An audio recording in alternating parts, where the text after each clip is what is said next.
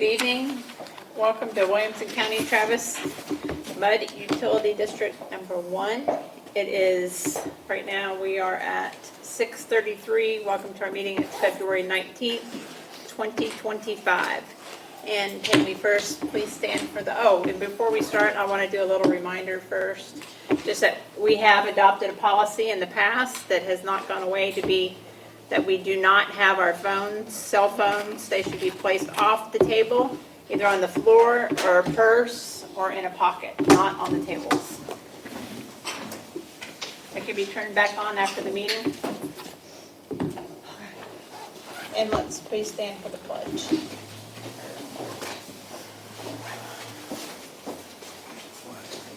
Over here. Lights over here now. All right. I pledge allegiance to the flag of the United States of America and to the republic for which it stands, one nation, under God, indivisible, with liberty and justice for all. A moment of silence.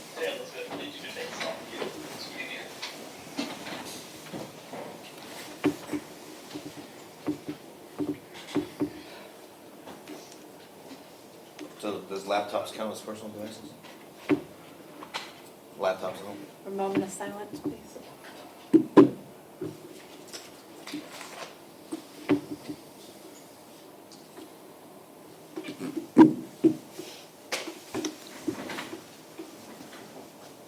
Okay, thank you. No, David, the phone comes off, but you can use your government iPad.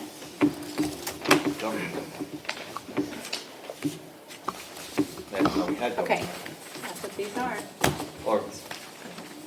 Okay, first up are comments and questions by the residents. The first person that I have on the agenda is Christopher O'Toole.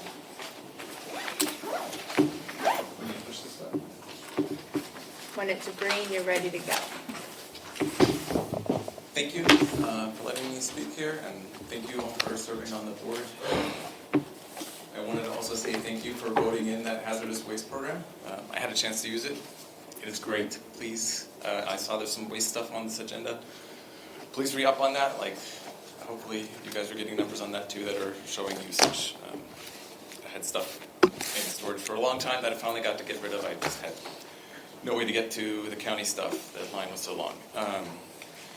I want to say thank you also for the fair deed restriction policy that Director Avila and Director Masters had enacted. The thing I like most about that is that each neighborhood kind of gets to say what's important to them and what's not. And, I think that was one of the things that was failing in the old system. So I see that we might be going back to more active management, but if we can at least keep that component where every neighborhood kind of has a voice on what matters to them and what doesn't. Which before, I think, HOAs had a bigger voice there. They had a separate speaking engagement other than public comments. And neighborhoods like Hunters Glen 2, my neighborhood, we don't have an HOA, so we lost that voice, that extra voice. And then if you're concerned about property values, rumors from LISD are that Nauman is potentially on the chopping block. So just wanted to make sure everyone was aware of that as well. And then for priorities, I feel like it'd be good if the board figured out kind of what is most important to you, and second most important and third, maybe like 3 rankings. Because I think like in the engineers and the infrastructure committee, I had asked some questions about lights, street lights specifically, the one on Little Elm, 2309. It came up in September of 2003. It was presented to y'all for $5,000. Let's replace that light. It's been tabled. It's not come up again. Holiday lights came up, $9,000, right on through. It's like, what's the priority there? I'm confused. I keep seeing reports about the lights are good. I think people are just checking if the light on the pole is active, right? I finally figured that out. But no one's checking if the pole's there. So that was part of my questions. Is do you even know which poles should be there when they fall down? Residents probably don't realize they're in the mud, so they're probably calling the city saying this light fell down. And I think there's a lot of confusion because we're kind of surrounded by the city. No one knows who to talk to. So those were my questions. Were kind of who should people talk to? Who here is tracking that? Is it Inframark's not invited to the infrastructure committee? So then my questions to them have to go to the lawyer. Like, I don't. Okay, so I appreciate everything you guys are doing. But yeah, that was just one of my many emails. I'm trying to explain a little bit more about why I was going down that rabbit hole. And thank you so much. Thank you, Chris. So I have a question. Isn't that light pole we talked about it at committee level under the jurisdiction of Cedar Park? Yes. Is it not ours, correct? And it's not ours. So I believe the light pole that you're I'm referring not to. asking you, I'm asking the engineer, because we've had a meeting about this. At the meeting, we discussed it, and we were not entirely sure Okay. as to the jurisdictions of particular light poles starting and stopped at that time. Okay, and are we looking into that? Elizabeth? Yeah, we're looking into it, and we've already reached out to, for the one pole, because you are in charge for the one that was knocked down Mhm. in 2022, and PVC is giving you credit for that, but we're just trying to figure out, is it really Cedar Park, or is it the mines? Correct, so that we can make a decision now. I was pretty sure it was Cedar Park, but, okay, Linda Thank you, that's all I Fabre. have. That's okay, thank you. Yep. That's Linda Fobb. At last month's meeting, a resident stepped up to the podium with a simple, reasonable question. What exactly qualifies as a minor car repair in a homeowner's driveway? In response from Chris Rocco, a member of the Deed Enforcement Committee, made one thing abundantly clear. He has no idea what the district's actual policy is. Let's set the record straight. Until you rewrite or abolish a policy, it remains the policy. And that means, Chris, that the existing deed enforcement bylaws are not set up for personal interpretation. Spoiler alert, the district's operator has nothing to do with deed enforcement, nor is it their job to play matchmaker between residents and reputable mechanics if repair takes too long. That was pure fiction and appears to be a desperate attempt to be relevant. Here's a reading tip. Start with the actual policy and Infomark's contract. That's where the facts are. Now let's talk about history, because it matters. While you were gone, Chris, this district eliminated the old practice of targeting, strong-arming, and intimidating residents with threats of fines and legal action. The illegal fine scheme, where deed violation fines were tacked onto water bills and water was withheld for non-payment, was abolished in March of 2022. The legal reality, the MUD has never had, does not have now, the authority to extort residents for water. You'll have to take them all to court. It will cost an exorbitant amount of money, and you're unlikely to win. Additionally, your self-appointed role as architectural control for Anderson Mill West was disavowed because the deeds do not have a mechanism for that role to be transferred, and the MUD board has no statutory authority to establish an ACC or give that power to anyone, and you have no authority to take it.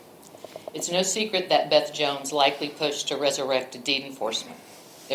And if I had to place a bet, Jimmy and Diana Sagnas are on the top of her list to take that contract. But here's the fundamental problem. The district cannot afford it. For those unwilling to dig into the numbers, let me break it down. Base cost for a deed enforcer is $74,000 last budgeted in 2023. The legal expenses tied to restrictive covenants, another $70,000. Public information request costs during Sage management tenure, as much as $100,000 in 2021. And the unknown cost of litigation to actually pursue people legally. The district's 2025 budget is already stretched beyond its limits. And let's not forget, you don't even have the results from the televising project yet. So here's the real question. Are you prepared to put this community back into financial strain for an enforcer it neither needs nor wants? Because the residents are watching. For straight answers and relevant insight into this MUD, visit muducation.org. Thank you. Tina?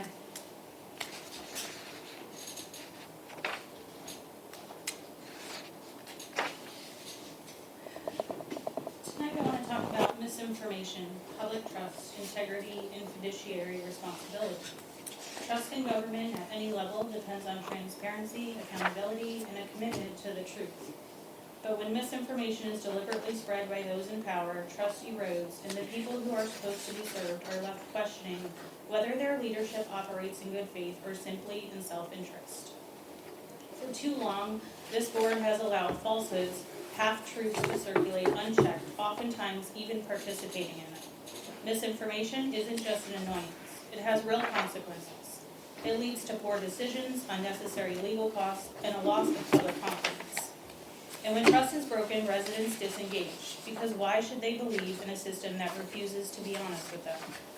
Let's be clear, integrity is not optional when you serve the public. It is the quality of being honest and having strong moral principles that is demonstrably lacking in the three of you. With every decision you make, you are not just spending money, you are spending taxpayer money. You are not just approving policies, you are shaping how this community functions and whether residents feel empowered or intimidated. And yet we have seen financial mismanagement with budgets stretched to accommodate pet projects instead of prioritizing critical infrastructure, backdoor deals where contracts seem to land with the same select few, regardless of cost or performance, a disregard for fiduciary responsibility with reckless spending proposals that don't align with the financial reality. It is time for this board to stop operating in the shadows and start governing with integrity. That means making decisions based on facts, not personal agendas, prioritizing financial responsibility over cronyism, committing to transparency and honesty in every public meeting. Residents deserve leadership that serves them, not itself. We are watching, we are paying attention, and we will hold you accountable. Visit muducation.org for records that shine a spotlight on the dishonesty and self-serving interests of this board and how we intend to address it. And Grant. Is it Henning? Yes. Henning, are you a resident or a non-resident? I have 2 houses in Andersonville West. Okay. Yes. Thank you. And thank you all. I know this is not a job that you get paid tons of money for, and pretty thankless most of the time. So thank y'all. I've been in y'all's shoes, running HOAs in my past life for about 11 years, was president of an HOA in Northwest Austin. So hats off to you, because it's not fun. But I know your heart is in it, because my heart was in it for those 11 years as well. And it is a quasi-government. I mean, that's what it is. And I'm going to say stuff kind of against the last 2 people. I don't even know y'all. So I would just randomly hear, because a friend of mine had sent some emails to, I think, members of the board about the concerns of deteriorating properties in Andersonville West. I didn't even realize about the enforcement part. I knew it had gone away a while back because we quit getting the letters to mow our lawns years ago. I mean, I've had that house 22 years now. And the little $10, they'd say $10 fee if I didn't mow the lawn. Quickly mow the lawn. I mean, it was just a little reminder type thing. I didn't even know if it was real or not. But it seemed at the time the neighborhood was in a really good place. People maintained their properties. The houses, of course, were newer 20 years ago. But it was, we went through the whole economic housing collapse in the late 80s. These houses were HUD houses. A friend of mine bought that HUD house for $25,000 on Hatch Road, and sold it to me years later because it's hyped the market, in 2001, and thought he sold it for the biggest profit he could get for the property. And little do you know, here we are today. But I encourage you, it's at Agenda F, 6F. Please look into somebody. I know it's a hard thing to get a volunteer to do it. I've done it, was the enforcement person for deed restrictions. But you have some really crazy stuff going on in this neighborhood. There's a fort on Texas Way. I mean, it's a 6-foot tall fence with a sliding gate. They pull in there and it's cameras all over the house. This thing, I don't know what's going on in that house, but that's probably something not on the up and up. We're on it. Mimosa's a disaster. You got trash in people's driveways piled up covering the garage. You got a used car lot. It looks like a storage facility about middle way through the street. You got boats, RVs, cars. It's a mess. Mulberry, we have a huge sign on one of the houses talking about elder abuse, some political statement that they put up a poster that covers the front of the house. I mean, all those things, I assume, could be addressed by the HOA because we can't fall back on the city to help because it's not city limits. So we have no code enforcement So we rely on y'all to do that for us. So I encourage you to do it. Hopefully it doesn't Thank cost that much, but, Hey, can I ask you a question first? yes, sir. Did anybody ask you to come up here and talk to us tonight? No. Okay, thank you very much. I drove through the paper, just looking, and almost hit 2 trailers in the street, a boat in the street, and a RV in the street. We've gotten a lot of letters, it's Thank not you. just you, Yeah. so thank you. Okay. Next, what we got? Consent agenda. We need to approve, you want to do that? For the Yes. consent agendas? So we have 2 items. You have your approval of your minutes. There's several months on here, October, December, and then January. So I understand, do you want to take these one at a time, or do you want to include the certified minutes in one motion as well? We're probably going to have to do them separate. Okay. I don't know how we're going to approve them all when a lot of us have not seen any of them, but let's try it. Okay. All right, so the October 16th, 2020 minutes. Does anybody, I guess, want to handle motions for approval of that? Which one did you just do for October 16th? Yes, October 16th, 2024. Okay, let's just all say yay or nay. I wasn't on the board then. I know, that's, I don't know how we're gonna do that, That doesn't matter. It's just a record of what happened at the meeting, regardless of who was on the board at the time that the meeting occurred. Are they accurate? well, the ones that I went back and looked at, yes. Okay, so, call the vote.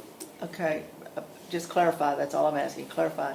You are stating from a legal standpoint that it is legal for myself and Chris to vote yea or nay on that meeting, because we were not on the board at that time, we had nothing to do with You that. are only approving the transaction of the Okay, meeting. all right. That's it. It's not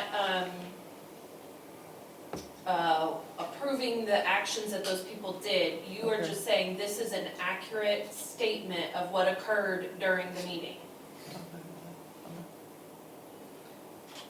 Okay, well, I mean, if I can vote, then I'm voting. Okay, all in favor? Somebody had to make the motion, who made the motion? So let's make a motion. Can we make a motion for all of them at the same time? Yes, Let's do that. certainly. Okay. So I make a motion from October 16th, 2024, the 18th of December, 2024, January 15th, 2025. Let's do those first. I'll second it. All in favor? You're Okay, okay. any opposed? Good, okay. Opposed, I oppose. You oppose, okay. So the motion passes with a majority vote. So then the next is the approval of the certified agendas of the executive session.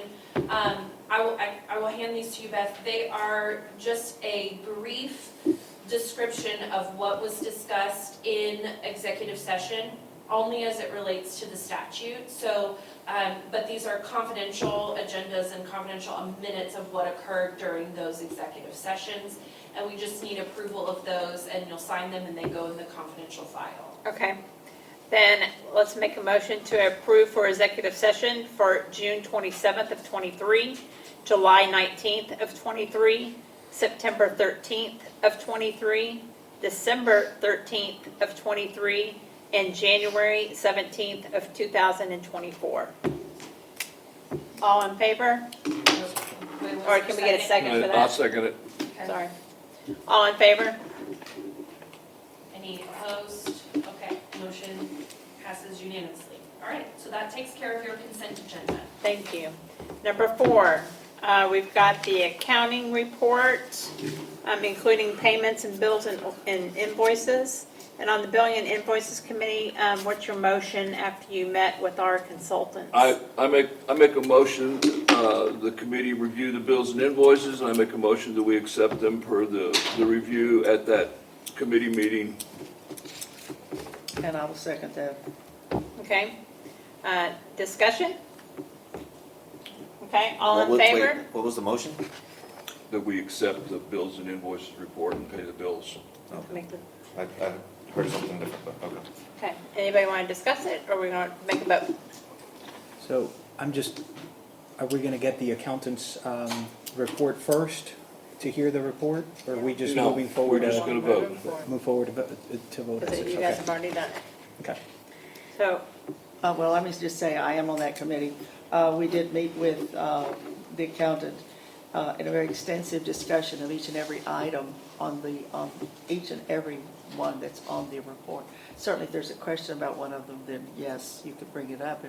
But the vote is, or the motion is that I believe we did it was a quality review of the bills. And the motion was made and seconded that we pay the bills. okay. So can you, Oh. do we have to state the amount?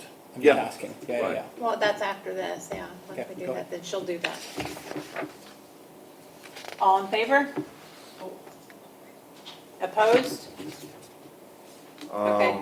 I'm gonna So 4. abstain. Okay, Okay, one. good. Go on again. Okay. He's All abstaining. right, so do you want to go ahead and go over your payments and bill and invoices? So the review of payments on current not to exceed expenditures? You Give me guys the have amount it. and I'll make the motion. So for the current bookkeeper's report, Yeah.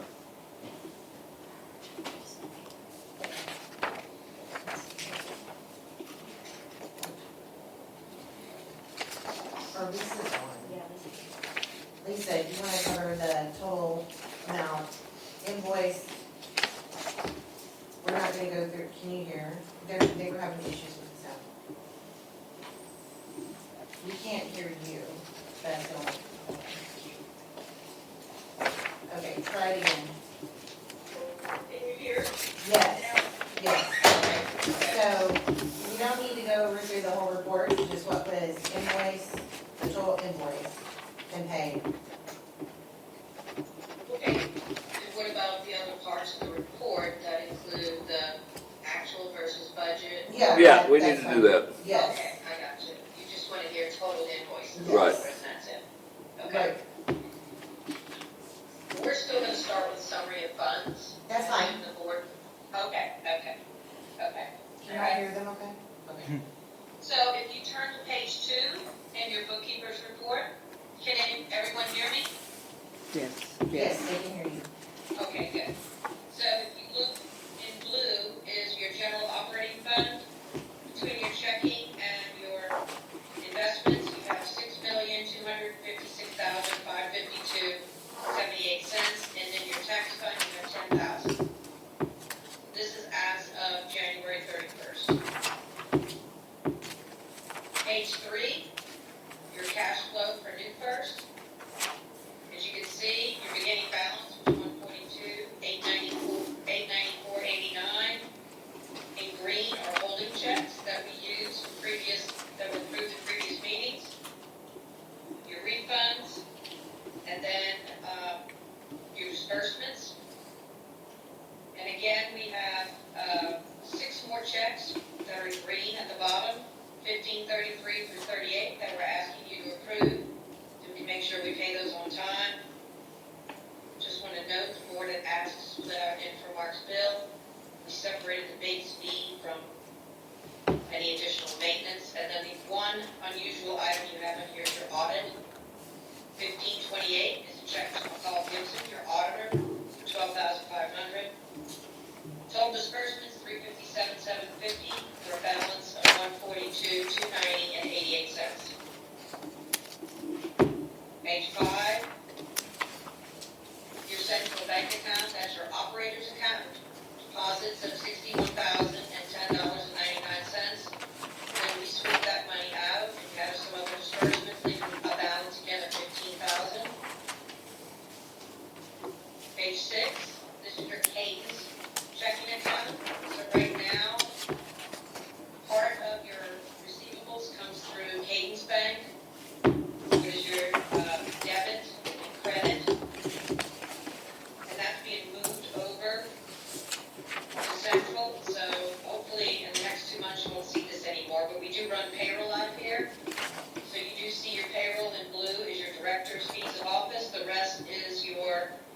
taxes or fees that you pay to ADP, along with your officers, your patrol officers. And we swept 147,577 out of this account into taxable, leaving a balance of 15,000. Page 7 is your reservations. You got some rentals of 1,775.12. You had some fees, and then you had a facility refund. There's disbursements of 657, leaving a balance of just over 12,000. Page 8. This is your manager's account. So this hasn't had any activity in it for a while. We have filed the unclaimed property from 2 years ago, and that will come out of this account. Once we make sure that's credited properly out of the account, we'll close this account. We won't need to leave it open anymore.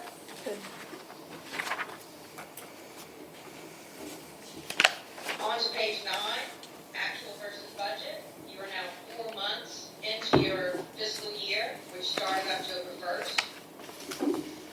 You collected, if you look at the fourth column from the left, you collected $2,154,530 in maintenance tax revenue, giving you total income of $3,184,735. And your total expenses of $1,410,546, leaving you a pretty good sized surplus right now. That is all I have, unless the board has any questions for us.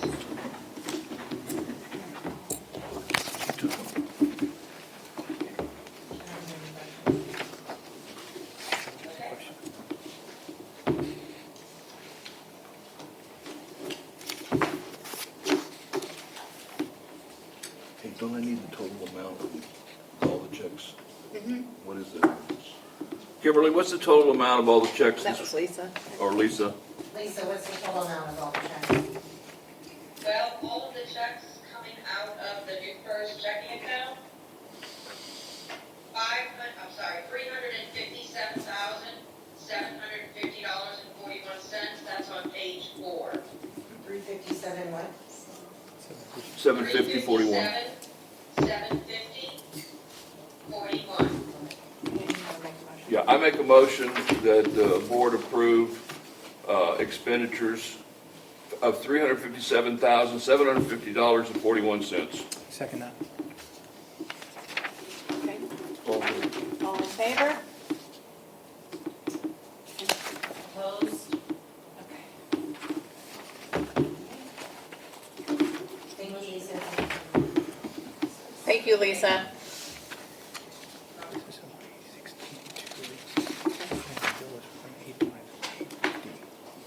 Anything else she wants to talk about? No? Okay. I had a question about the bills. Is this an appropriate time to ask? That's what we just voted not to do. No? Right, What do you want to know? I want to ask a question. Is it an appropriate time to ask? Sure, go ahead. Is everybody okay with that? yes, yes. Do we pay bills before services rendered? Ranger Guard was on there twice, and they put in for February service before the month is over. They typically bill us with 1 month back. Is that something that we? Elizabeth, does Infomark make sure that we pay vendors in accordance with our agreement with them? Yes? No?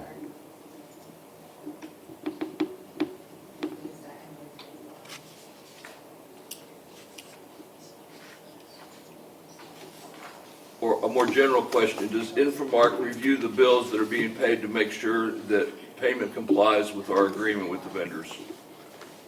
So Lisa, on the check request, I only see one check to Ranger Guard in February. But that was early February, so it probably was for January. Okay, for Ranger Guard, there are 2 invoices. Initially, these invoices were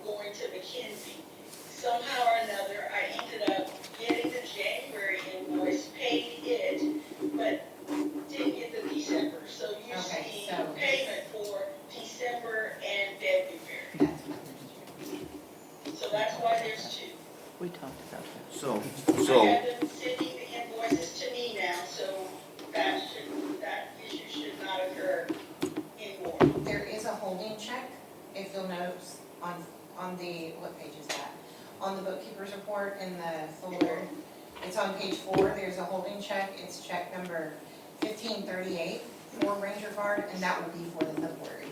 So it will not be paid in advance. Okay.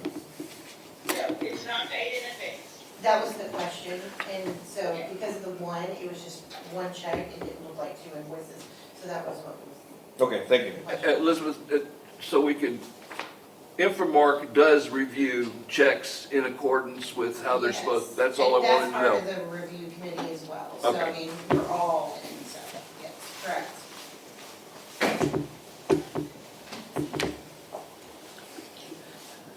Okay, anything else on accounts reports?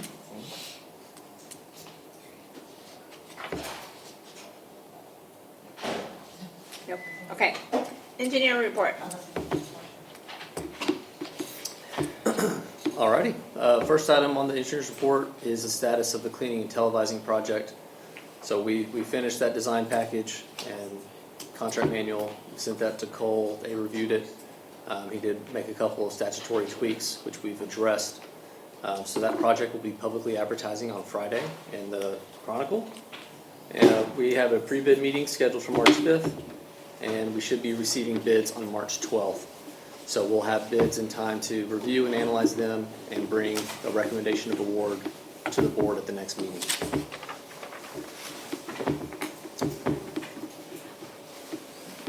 The next item has to do with the lead and copper rule revisions.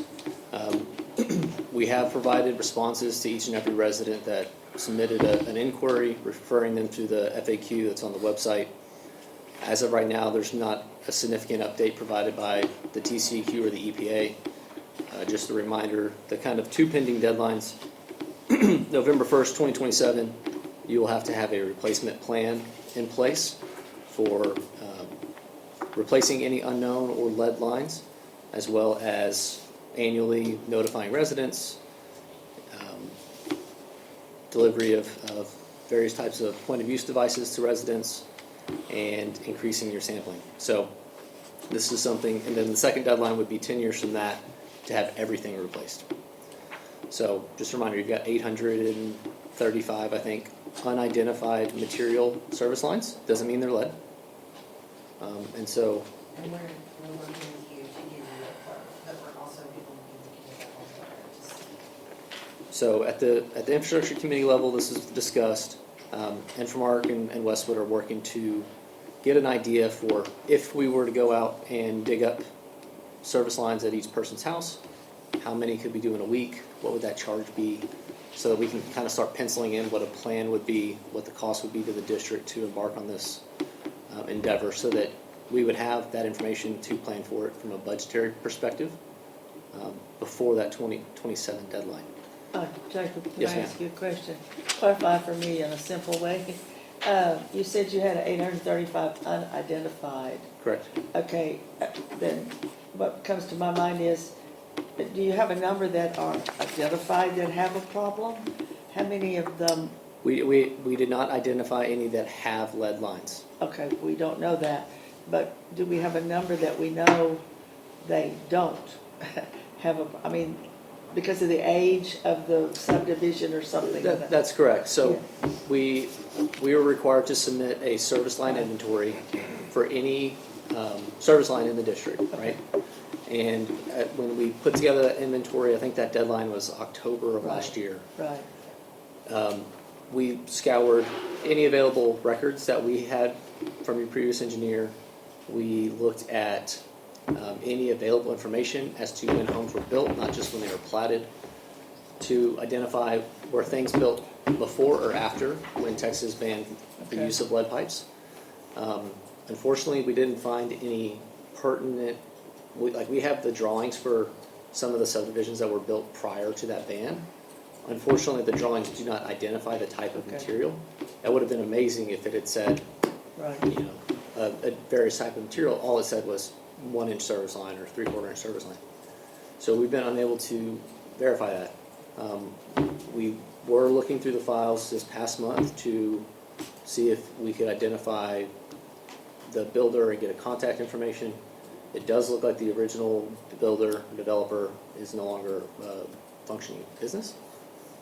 So that's going to be kind of hard to track down to get the reference as to who was the plumbing subcontractor for most of the home builds. But, you know, as things come up or we have new leads to try to track down information, we'll continue to do that. I think the last thing we all want to do is go dig up 835 service lines just to see what material they are. Okay. Jacob, we met earlier in this month and talked about the fact I've been in Austin since '66, and I have worked with many of the contractors in my business. And although Bill Milburn is out of business, I think there should be information available to find out who the provider of the plumbing services were for the district during that period of time in which you're interested.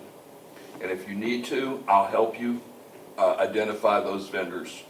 Okay. Because I'm pretty sure they're still in business because they made lots of money, and plumbing businesses that make lots of money don't normally close down. So I'll bet you they're still there, and we can find out who they are, and they will be able to tell us with an appropriate amount of certainty what the materials were used and answer, if not all, most of your questions. That would be amazing. If you can just help point me in the right direction, we'll I will track it do down. so. Thank you. Thank you, Jim. The next item was brought up at the infrastructure committee, which was in regards to sidewalks. It was requested that maybe the engineer and the attorney work together on preparing a resolution as to the status of sidewalks in the district, who has responsibility for the sidewalks. Obviously, you are split across 2 county lines, and so this would be a document that would serve as a record for the board as to the stance that you're taking on sidewalk maintenance and repair, what your responsibility is, and how you plan to handle it. So we put that on our report. We did do a little bit of research, and essentially found out that neither county is super proactive, and Williamson County straight up wrote a resolution that said you're out of luck for them to come fix sidewalks, which is not uncommon for counties to do. Travis County hasn't prepared a resolution that we could find, but We did find out that Travis County has a master plan which includes fixing sidewalks, but that may have nothing to do with us. that's correct. They do have a master plan. That doesn't look like things that have been identified in your district or area. So, in looking back at past sidewalk projects, all of your previous sidewalk projects were done explicitly in Williamson County. And we paid for them. Yep. So, if the board would like to authorize Westwood and Coates Rose to work on preparing such a resolution, we'd be happy to, but. I don't know how we do that when Travis or Williamson aren't gonna pay for that. Well, I think sidewalks are not just aesthetics. There's some that are dangerous, especially as the district ages, so do the residents of the district. And having gone down, catching on the edge of a sidewalk before, it's not pleasant. So if there's something that we can do as far as a risk assessment, which is the worst ones that we need to look at, that's what we've done in the past, is we've walked the district, sprayed them with the red paint for critical, yellow paint for uncritical, and then I think we did a green dot for, we see this, it's not that big a deal, leave it alone. But what do you think, Jacob? I mean, So, then this item and the next item kind of go hand in hand. And we'll talk about the El Salito sidewalk in particular. that's another issue. But in that discussion last month, y'all had requested that Westwood put together a scope for doing a district-wide sidewalk assessment. We have that finalized. I did not have it finalized at the time of the infrastructure committee meeting to review it with them. So I will be sending that to that committee for them to review and for us to discuss. But essentially, Chris, that's exactly what our scope is walk the district, document existing conditions, put together an evaluation matrix so that we can score to help prioritize what needs to be fixed, what doesn't need to be fixed immediately. Develop that list. Ideally group the highest priorities that you can in a general vicinity together, such that you could bid that group of work together as one big sidewalk job. And you'll see when we discuss the El Salito sidewalk prices and proposals that we've got back, I think there's significant value in you packaging. If you are going to embark on repairing sidewalks, there's significant value in packaging multiple repairs at one time, obviously. Yep. That's what we did in the past. Yeah. So, in your professional opinion, where on the totem pole do sidewalk repairs stand with the infrastructure that we have? And you did the assessment of all our assets that we have.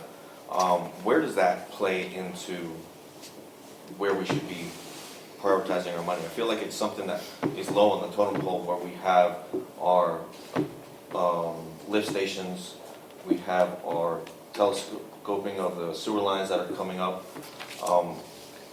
Is this something that is top priority for this district? Would you say it would be one of our top priorities, infrastructure-wise?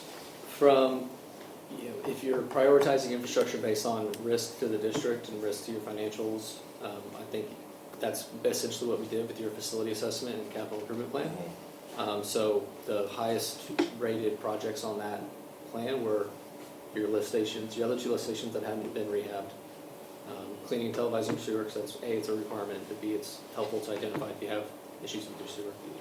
And then it kind of just trickled down from there as far as criticality. And so you would see that kind of the lower end projects were regrading of a detention pond, right? Where sidewalks sit on that list. It would be up to us, I guess, right? It would be up to us where it falls.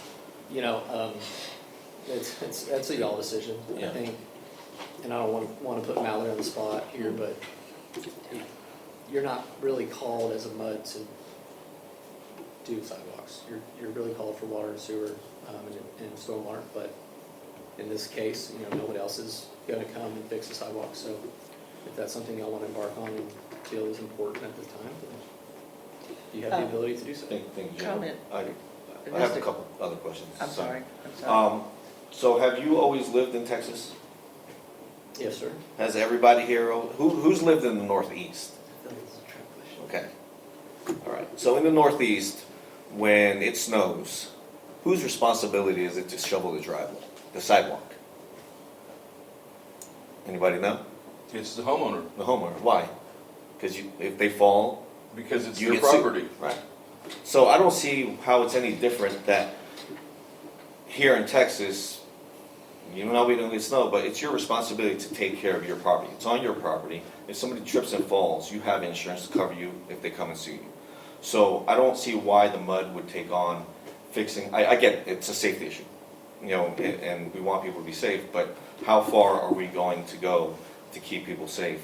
I think that we have a priority on our lift stations. I ran some numbers from in the past 7 years. Our expenses for operation has increased President, do we have a motion on the table? 52%. Okay. Sorry, am I talking bothering? Well, no, we're just, that's not on the agenda. So- Are you gonna make a motion? So, David, Are you gonna make a motion? our David. operation costs Okay, went then I up. guess I'll have you Order stop. I was 50. gonna He's not- give you a he's not gonna chance. stop. I was gonna give you a chance, but you. Our operation Okay, went stop. up by 52% in the last 7 years. David, That's out of order. $818,000. One more time and I will have you removed. In almost, Come on, that's Dave. almost $1 David, million. please I will don't be do willing to this. second. I think that we need Okay, to prioritize. Can you set a motion? Can we make a motion to It's have not David at all. removed? We need I to second that motion right now. prioritize Second, let's take our all in favor, infrastructure. please. Hey, 3. officer, can you get him removed Officer, here it's from- David's out of turn. this room? I gave you a chance, David, you refused. I hate that. It's not all or nothing. Oh, I It's feel- not on the agenda, buddy. We were just talking about Go. sidewalks. Bye.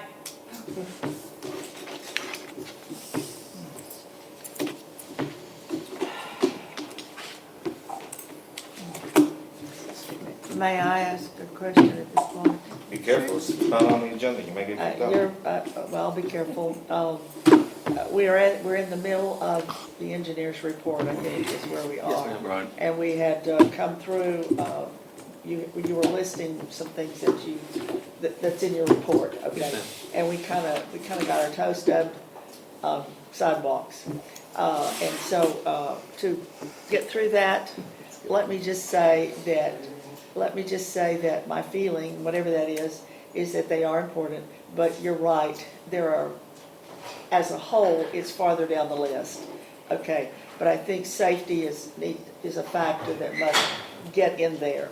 One example that has happened previously is the MUD did go in and do some significant repairs to sidewalk that is the Cashel Wood little park that goes down by the bar, because it was a hazard, and that several elderly people in the community had fallen at that particular spot. And so nobody sued the MUD, but there were some very unhappy people. But anyway, thank you, Jacob, and I guess maybe we could go on with his report. Yes, Is that what we- please. Please. So, if we were following my report in order, the first part was about, do you want Cole or Coates Rose and Westwood to prepare a resolution documenting the stance and how you plan to handle sidewalks in both counties? I think we need to know if there's sidewalks out there that are dangerous and they need to be taken care of. Like I was trying to tell David, sidewalk repair is not an all or nothing. It doesn't mean that we don't have expenditures that we need to take care of. We did a little bit at a time. We did the ones that we felt were most significantly damaged or likely to cause the most problem. We fixed those first. Sort of like what's happening in front of the school on El Salito. That needs to be taken care of. If there's other things like that out there, I think we need to find out about it. You know, Carol's got a good point. You know, we may be talking about a small expenditure that we just didn't make because we're too busy taking care of lift stations. So, yes, I think we need to decide on a risk basis what needs to be done, and we'll come up with a time schedule about when we're going to do it. This is something we've done in the past for the last 30-something years. So just to make sure what I'm saying is coming across clearly, at the infrastructure committee, it was requested to have an agenda item, which Cole put on here, to draft a resolution that basically documents your stance for handling and responsibilities for sidewalks. It's not necessarily finding and identifying trouble with sidewalks, but it's No, saying, but that's part of it. Correct. It's having a plan. Correct. So that's the first item. And what I mentioned was, we do have a proposal that we will get to the infrastructure committee that tells you how much of our time it would take to walk the district, Right, that's what to we want. document, to prioritize from a risk standpoint, so that then, once you have a resolution as to how you want to handle it, you can take that prioritized list and handle it. So, the first item is there a motion from the board to authorize us to prepare that resolution? I make a motion that you get your company to prepare a resolution on that subject matter. With Coach Rose? Yeah, Yes. just to be clear, the engineer and the You attorney. don't Yes, want an yes. engineer writing your resolution? I don't want to write your Is resolution. there a second? I'll second that. Okay. All in favor? Thank you. The next item on our report happens to be a sidewalk, has to do with the El Salito sidewalk. So we've talked about this, I think, for the last couple months. We came back with a bid. It was decided, let's go get more bids to make sure we truly understand what's going on. We now have 4 total bids. You have 3 bids in your Google Drive. I got 1 bid later this afternoon. Thank you for getting that, because it really helps paint the picture. So attachment 1 is the bid tabulation. You'll see the 3 bids. The 4th bid I didn't get added on there because, again, I got it at 5 o'clock. So you have bids ranging from $2,800 to $24,000. Oh my God. Wow. And can you share with us what why? Absolutely. So the 2,800 one is concrete raising company that is injecting, a cement slurry mud to raise it. Comes with a 1-year warranty with 1,000 different ways that warranty can be voided. We did go back to concrete raising company and asked them can you give us a number that removes all your gotchas?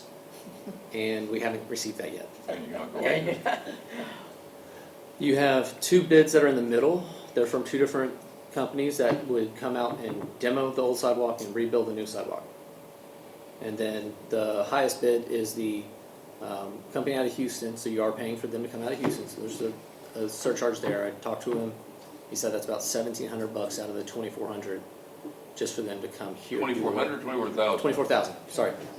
So, even if they were local, it'd be a $22,000 project supposedly, but that they would be injecting the poly, so it's a much more durable, doesn't compact, doesn't wash away substance that comes with a 2-year,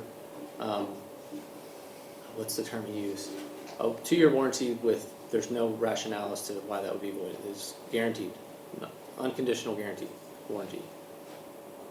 With all that being said, the fact that we got 4 bids that are all over the map to do one little project, I think, from my opinion, is that I would recommend that you don't just do El Salito sidewalk at this point. You embark on doing the assessment, packaging the highest priority sidewalks, which that's probably one of them, so that you can get the best bang for your buck in doing sidewalk repairs. Now, obviously, that extends the time that that sidewalk is in the condition that it's in. And so if you do want to do that, I think doing the $2,800 job to fix it for at least a period of time while things get underway might be a smart move if that is of interest. In essence, you could do that concrete raising company bid 8 different times before you got to the price of the poly. So my recommendation for y'all would be to not select any one of these bids, embark on the assessment so that you can package and get economy of scale of sidewalk repair. But spend the $2,800 to get to fix it right now. Okay, I like that idea. Well, I think I misunderstood. I heard 2 different things. I think your recommendation is that we hold off. That we don't my do- recommendation is, I think, well, if you're passionate about fixing that piece of sidewalk because of the condition that it's in, Okay, spend the littlest so amount of that's money your you can. Where it recommendation is. then. How bad is it? It's the kid, it's bad. Well, you got kids going over, that's And that's what I'm so saying. close to the school, it'd be a whole different I ballgame. will say, when we were out there, a kid rode by on his bike. He didn't seem fazed. No. It is definitely a raised piece of sidewalk, and it is right next to the street, and people are going fast. And if he did take a spill, Well, that's the thing, and you've got elderly, and it's just, yeah. it's one of those things that now that it's been brought to the attention and we've discussed the safety of it, and if something were to happen, I think you would have enjoyed spending that $2,800 instead. But Okay. Okay. it's Here's the issue, is the tree The that's. volume. Okay, Okay, okay, all right, good.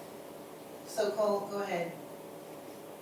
Sorry, I didn't want to interrupt Jacob on that thought, so have you wrapped up that conversation? sure. Yes. Or can you all hear me? Yes. Sure. Okay, thanks. I have the unique experience right now of seeing this meeting from the live stream and from the internet, so it wasn't very clear to me. I see based on the stream and kind of based on the conversation that David was removed from the meeting. It was not clear in any of the audio whether there was a motion and the second. And so for Tammy's sake, because she assists with these minutes, do you all mind please redoing a vote? I think it'd be a benefit to Tammy and us as the minute takers, as well as the residents who watch this meeting on the live stream. I thought we did have a vote. We did. Okay. Would you repeat what, with the vote, what, I the think you motion? did it. Yeah. So, go ahead and do it again. Okay.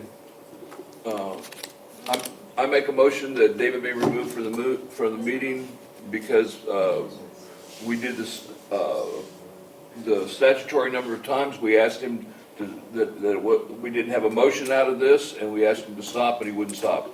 And then, I second the motion. all in favor? And we said, all in favor, 4 of us voted in favor.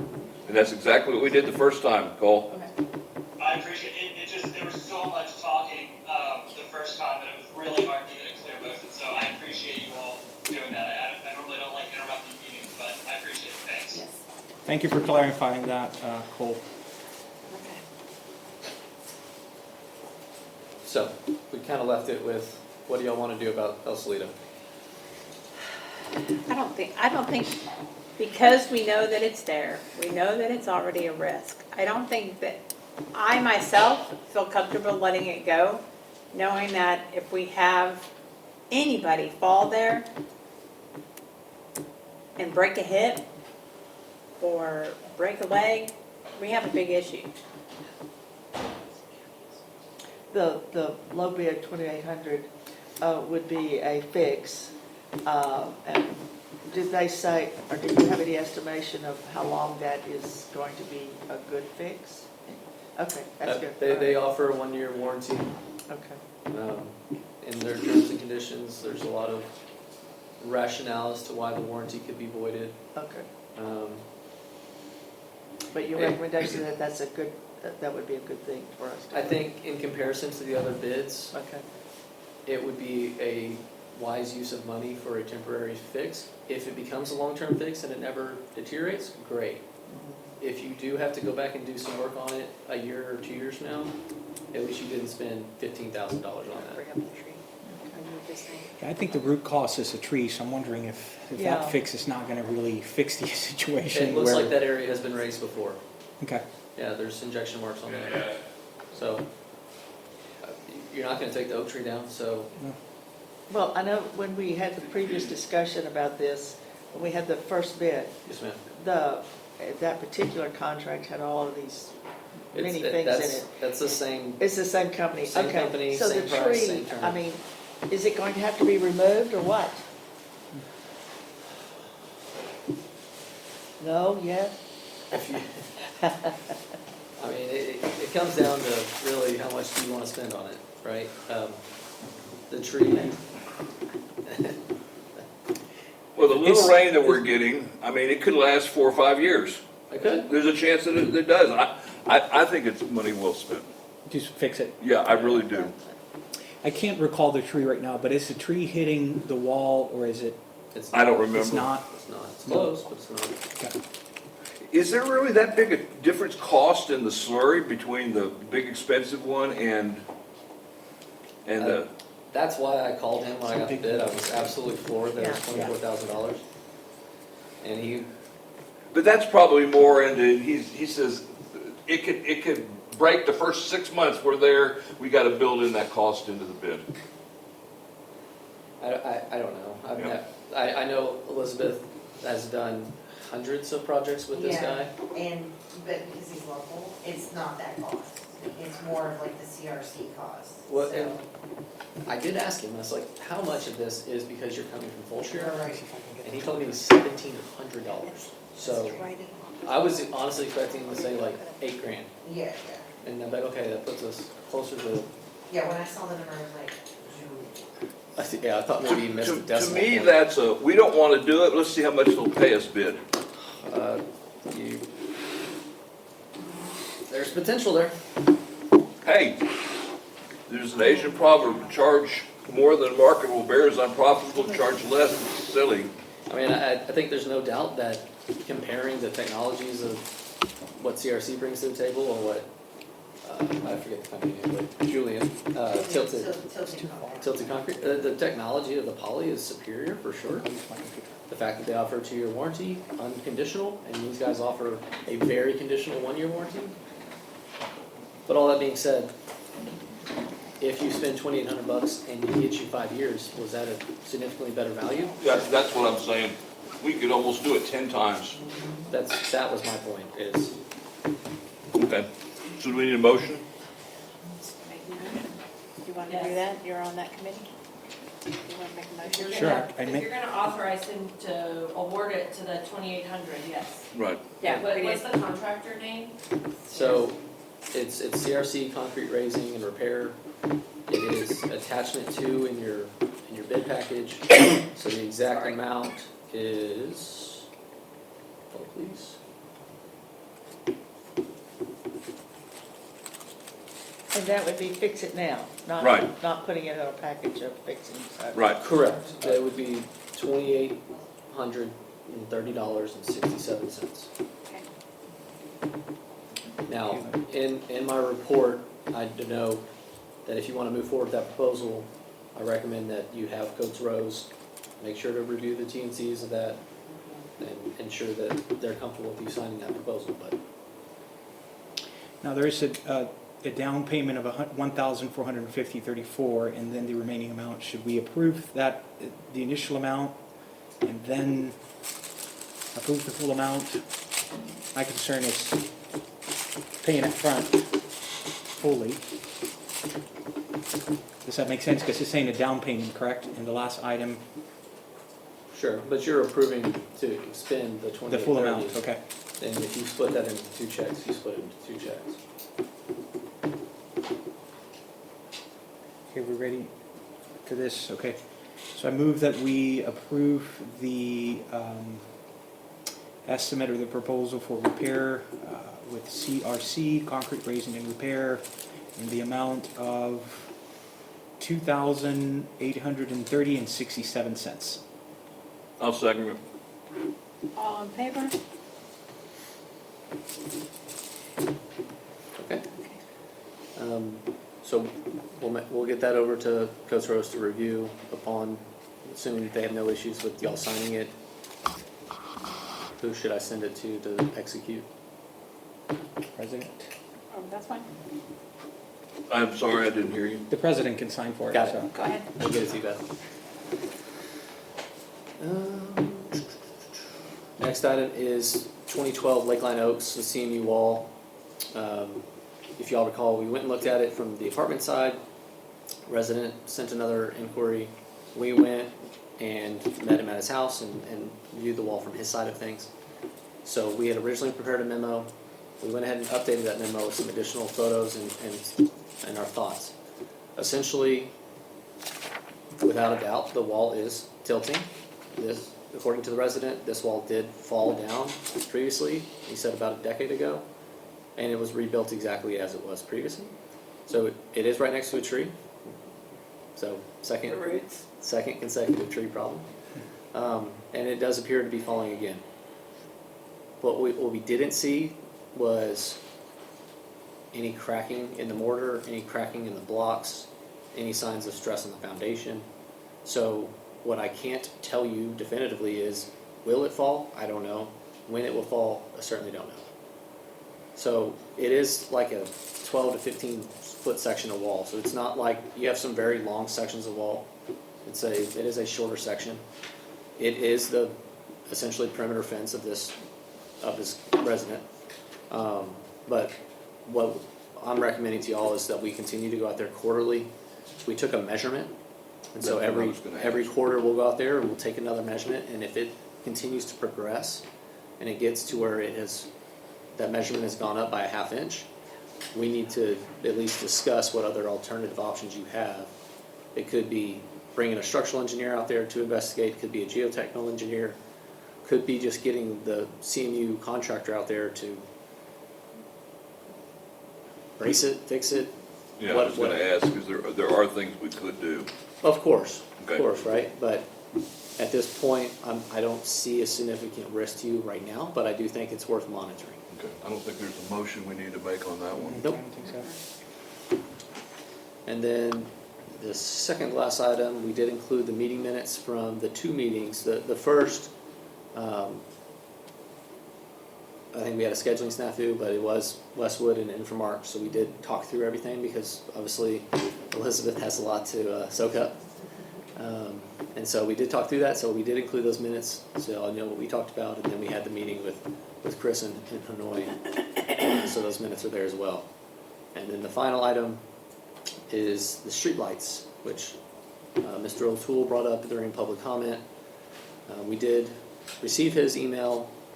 There was a significant number of questions. Some were very simple to respond to that required no time. Some would definitely require some significant record research to dig into. And so we at the direction of the infrastructure committee, we responded to the ones that were easy to respond to, that required no effort. And then we relayed the other ones to Cole to see if it needed to be handled as a public information request. So I did attach that email chain for everybody to read and review and see what's going on. Of course, if y'all want me to spend time to dig into the history of streetlights and try to figure out what I can figure out, we're welcome to do that. If you don't, Remind me, did he provide a rationale, or he's just digging for information out of the? I can't recall. I don't recall one way or the other. He told me he just had a passion for it. Okay. Sure. I'm just wondering, streetlights, they belong to us, am I correct? Some of them belong to you, some of them do not. Except for the one that O'Toole was talking about. I thought that we had figured out that Well, let belonged me to the say that city, differently. but Certain streetlights belong to us. Right. And yes, so they're no different than any other asset that we own. correct. So don't we do something on a regular basis to make sure our assets are there, that haven't been stolen, broken, and they're working as they're supposed to? I mean, isn't that something Infomark does per your contract? Survey that's done, correct. Because, I mean, this is something that's been going on for, well, we had a streetlight project when Lewis was here. So we had probably 3 times as many streetlights now than we did at the beginning. But I would think that we do some sort of inventory of everything to make sure, number one, they're working. Why have lights if they're not working? Take it down if you're not going to use it. I'm a believer if you have an asset, it should be, Up. it should be kept repaired so we can use it. I think if I'm correct, GASB 34 says that also. That, why are you have it if you're not going to take care of it? Right. But I will say reconciling who owns them, and sometimes there's no reason for it. Why is it the city of Cedar Park owns some? I mean, does the county own any of them? Does anybody? No, so it's either us or the city of Cedar Park, correct? Yeah, it's the one on El Solito that I believe the city owns, the very last one. That was the one that fell down and has I think not that's been because, hasn't been that's replaced. in the city of Cedar Park. Am I correct? Because I noticed on the audit, we have the section that says, is the district completely in, outside the city limits? And you said no. And I didn't even realize that the part of the district is in the city of Cedar Park, and I think it's that section right there. Right, you see the sign. The sign is posted. Yeah. But is that correct? The city limits. Yeah, I think so. I don't think it's any residence or property or anything like that. I think it's at that intersection. Partly within the city of Cedar Park. Right. Okay. Anything you want or need me to do about streetlights? Well, the inventory comes to Infomark, correct? Right. Okay, so do we have that? I mean, or is that something that we need to do? No, there is a survey done. Okay, There's a so, light survey done. And so if there's something that's on the survey that's not working, then it's reported. So we could tell Mr. O'Toole which lights belong to us, and what his issue about he told us about this light months ago and nothing's been done. the pole was down. It's still the same. Yeah, and are we waiting on something or what? Well, we're waiting to see if It's not, it's one that was hit by a car, it was never replaced. Okay. So Have we ordered a new one? but we don't know if it belongs to Cedar Park or That's- ours. Well, but she I just thought said y'all we do got know that. whether I it thought y'all belongs got to that us or back, not. and it belonged to Cedar Park, So and they were gonna replace were- it. You're getting a reimbursement because the pole has been down from Portanalis. You're getting a refund because there's been no power to that pole. However, at this time, because you're being invoiced for power for that pole. Or having it. So we're looking into exactly, do we need to replace it? Is it in an area that needs to be replaced? Yes, Okay, So- but that's the city of Cedar Park's pole, yes. so I why thought- wouldn't I they thought- replace I thought it? they were replacing it, but let's go back and see what you got Yeah. that needs to be put on the agenda for And sure. the one previously was the one that was hit on El Solito, and that was a big question as well, whether the city of Cedar Park was hit the walls. And that was determined to be the city of Cedar Park as well, so. And we may need to reach out and ask them, when will this be replaced? I could do that. Well, Infomark, y'all could reach out and ask them that Yes. question. Yes. And you don't need to do that, let Infomark do that. A little call from me might Oh, help. they didn't, Okay, okay. you can do that. Go for it. Okay, That's all I have. that's all you got? Okay. I want to mention that I met with Jacob and we talked about risk assessment, the CIP, just his risk aversion, what needs to be done and the fact that the district is getting older. And like David said, we have lots of assets that are 30-something years old that we need to seriously think about not kicking it down the street and decide what we need to do. And we've started doing televising. I mean, I really didn't realize that some of the water lines have reached their life expectancy and that we need to decide what we're going to do to replace them, or at least to extend their life, one or the other. So. Okay, new business. 6A, discuss renewal of waste management contract. Do you want to go over that, Elizabeth? Okay, so your contract is set to expire, this includes your hazardous waste. And basically, you're maintaining the same rate, and it's extending it out for 5 years. So, once you sign this contract, it'll be good until January 31st of 2030. Okay.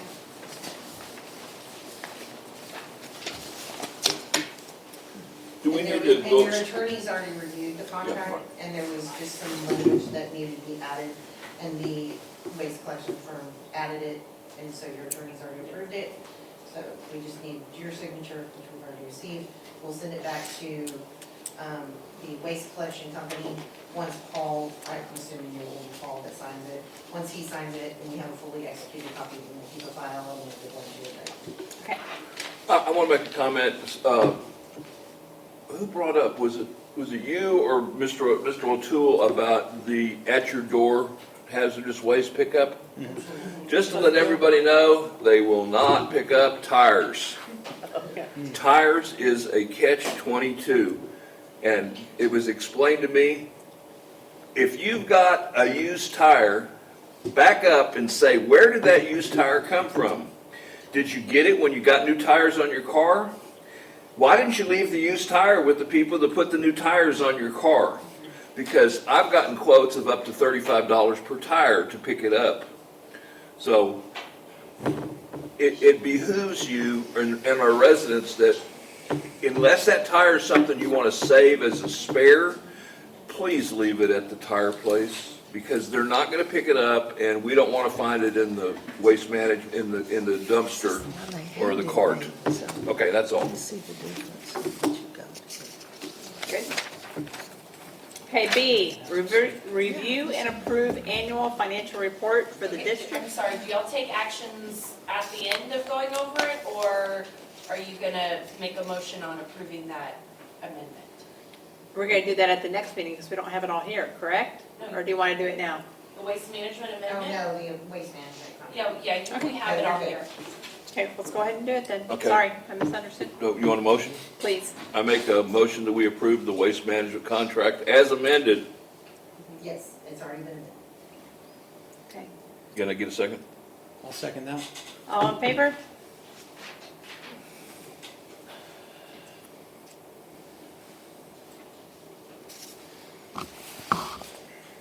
Okay, 6B, review and approve annual financial report for the district for the fiscal year ended September 30th of 2024 and authorize filings of the same with the Texas Commission of Environmental Quality and other agencies as required. I don't know who put this on here.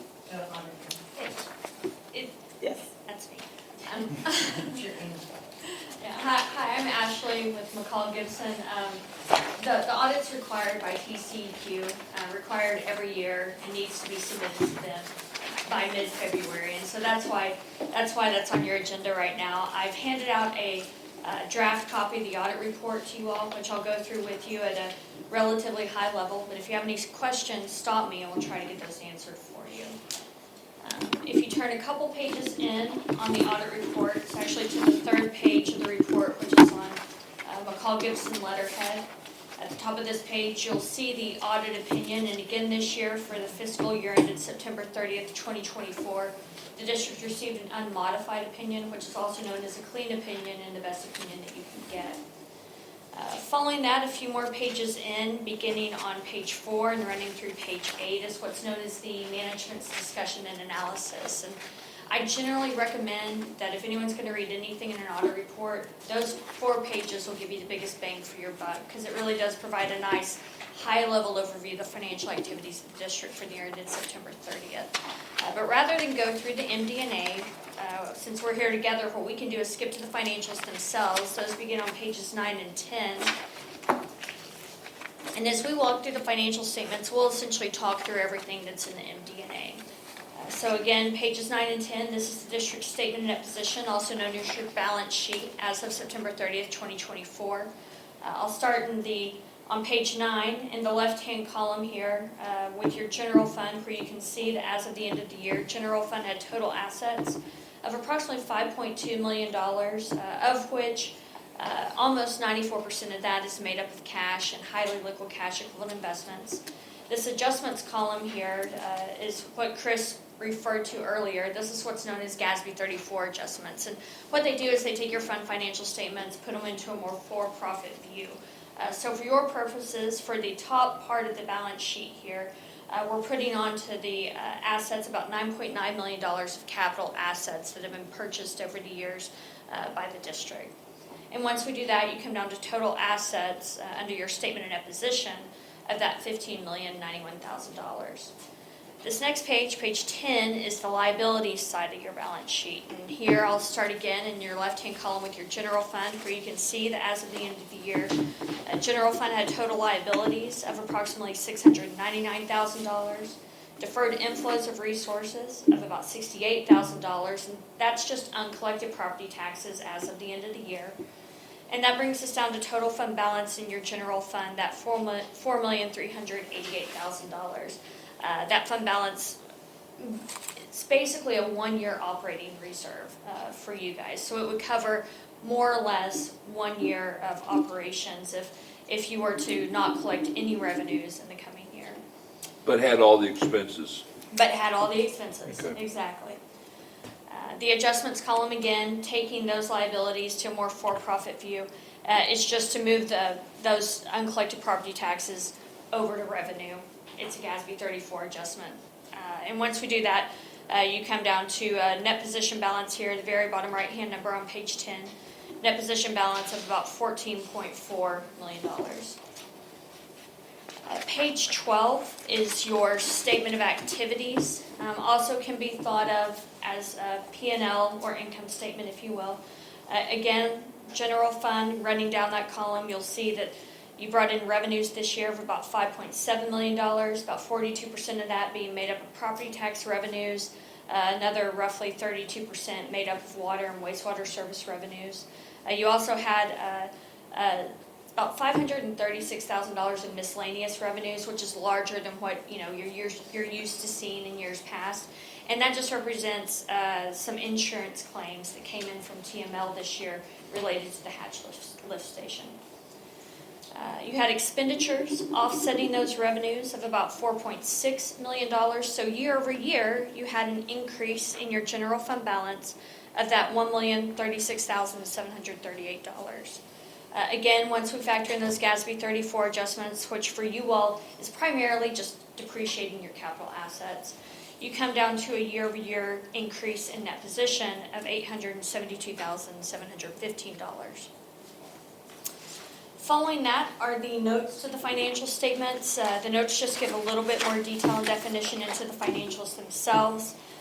First few pages of notes detail the accounting policies followed by the district, and because there have been no new accounting standards that have come down the pike this year that affect you all, those are very similar to what you've seen in the past.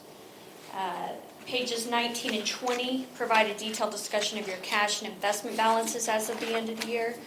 Takeaways here that your cash balance was either fully covered by FDIC insurance or other pledged collateral, and your investments, which are solely with Tex Pool and earning about 4.4% currently, are both in compliance with your investment policy as well as in compliance with the Public Funds Investment Act. And then there's a discussion on the top of page 22 of your wholesale water and wastewater service agreement with Cedar Park. takeaway here, you recorded purchases of water totaling about $878,000 this year, and purchases of wastewater totaling approximately $505,000. There's a budget to actual schedule on page 24 for your general fund. Very bottom right-hand number, you'll see you finished the year ahead of budget by approximately $779,000. About $516,000 of that is coming from that TML insurance recovery claim. How many years was that, just roughly? I honestly, You I'm don't know? not sure. Okay. I'm not sure. But, so that's a pretty sizable chunk of that. The rest of it's coming from, or majority of the rest of it's coming from savings in repair and maintenance costs. And then you had an excess of about $90,000 in your investment revenues. So, which, you can't always count on interest rates being at 4.4%, given that, just a few years ago we were under 1. Yeah, that's good. Yeah, it's not bad. I've been seeing that across the board. But also warning districts that you can't count on that. No, I don't think we do. Hard to budget for something like that. Right. Page 27 provides, so this begins the schedules that are required by TCEQ. It provides a summary of your active connections, and then also towards the bottom right-hand side of the page, you'll see your water accountability ratio, which this year was about 87%, which is higher than what it's been in a couple years past. And just really speaks to the efficiency of the system. And I would say, given the system's age of dating back to 1985, 87% is not, How does not that too compare shabby. with other districts that you work with? Of similar ages? Yes. They range anywhere from 80 to 90% generally. So Okay. I think you're right there, Okay. right there in the middle, upper tier. Okay. The one other schedule I would bring your attention to is page 33. This schedule provides a nice high-level overview of the taxes levied and receivable for the year. If you look on page 33 under the 2023 column heading, you'll see that based on a property valuation in the district last year of about $845 million, which was up by about 2.5% from the previous year, that you all levied a tax rate of 28.81 cents. That resulted in a total tax levy of about a little over $2.4 million, and as of the end of the year, you had collected 99.7% of that. So strong collections in the district continue. One other thing on this schedule, just to point out, you'll notice you had a 0 debt service tax rate, which just We speaks to paid the all fact- our bonds. Exactly, you made your last payment last year, so no need to levy any debt service tax. Beyond the audit report, there are 2 letters that I included in the back of the audit. One's what's known as a management letter. You've seen this in the past, and it just speaks to the fact that we, as the auditor, prepared the audit report, including the notes to the financial statements, and including those GASB 34 adjustments that we talked about. And then the other letter is what's known as an audit summary letter. And the takeaways here are that there were no difficulties encountered in performing the audit and no disagreements with management during the course of the audit. So again, this year, a clean audit opinion and overall a relatively clean audit process. And if you have any questions, I'd be happy to answer them.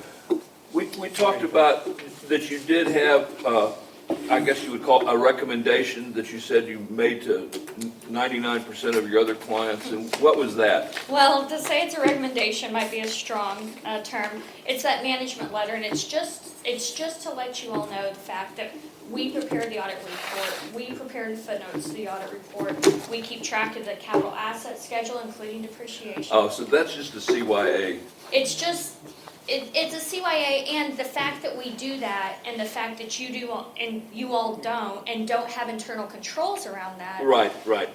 It is a weakness. Yeah. But it would not, we're not recommending that you all hire anyone to do this. I We remember don't believe it the would be year cost effective. we had hired another CPA firm that wrote it up as a finding, and our bonding company went nuts, and, you know, everybody went nuts. Right, right. No, this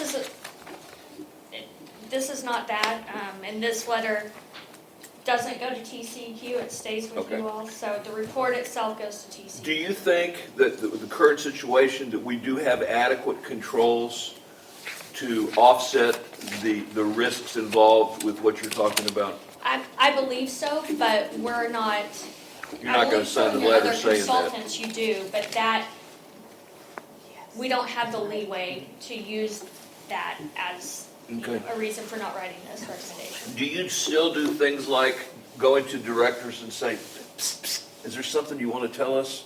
Yes, Yeah, okay. every year you get a fraud questionnaire. Right. Generally around October 1st, which asks you all if you're aware of any fraud, allegations of fraud, or areas that you believe to be susceptible to fraud. So Okay. yes, everyone has an individual opportunity to contact Did you us. ever receive anything this year on that from a director? We did, You did receive something? yes. Okay. Is that, And the considerations and that response were taken into account in our audit procedures. okay. Thank you.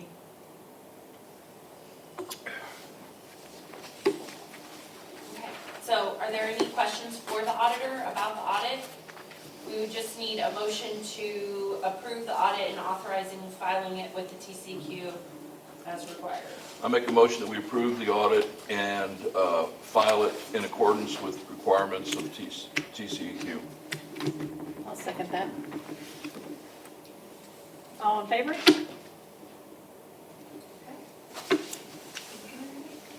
Thank you. Thank you all. Have a good night. Good night. What? Oh, here, thank you.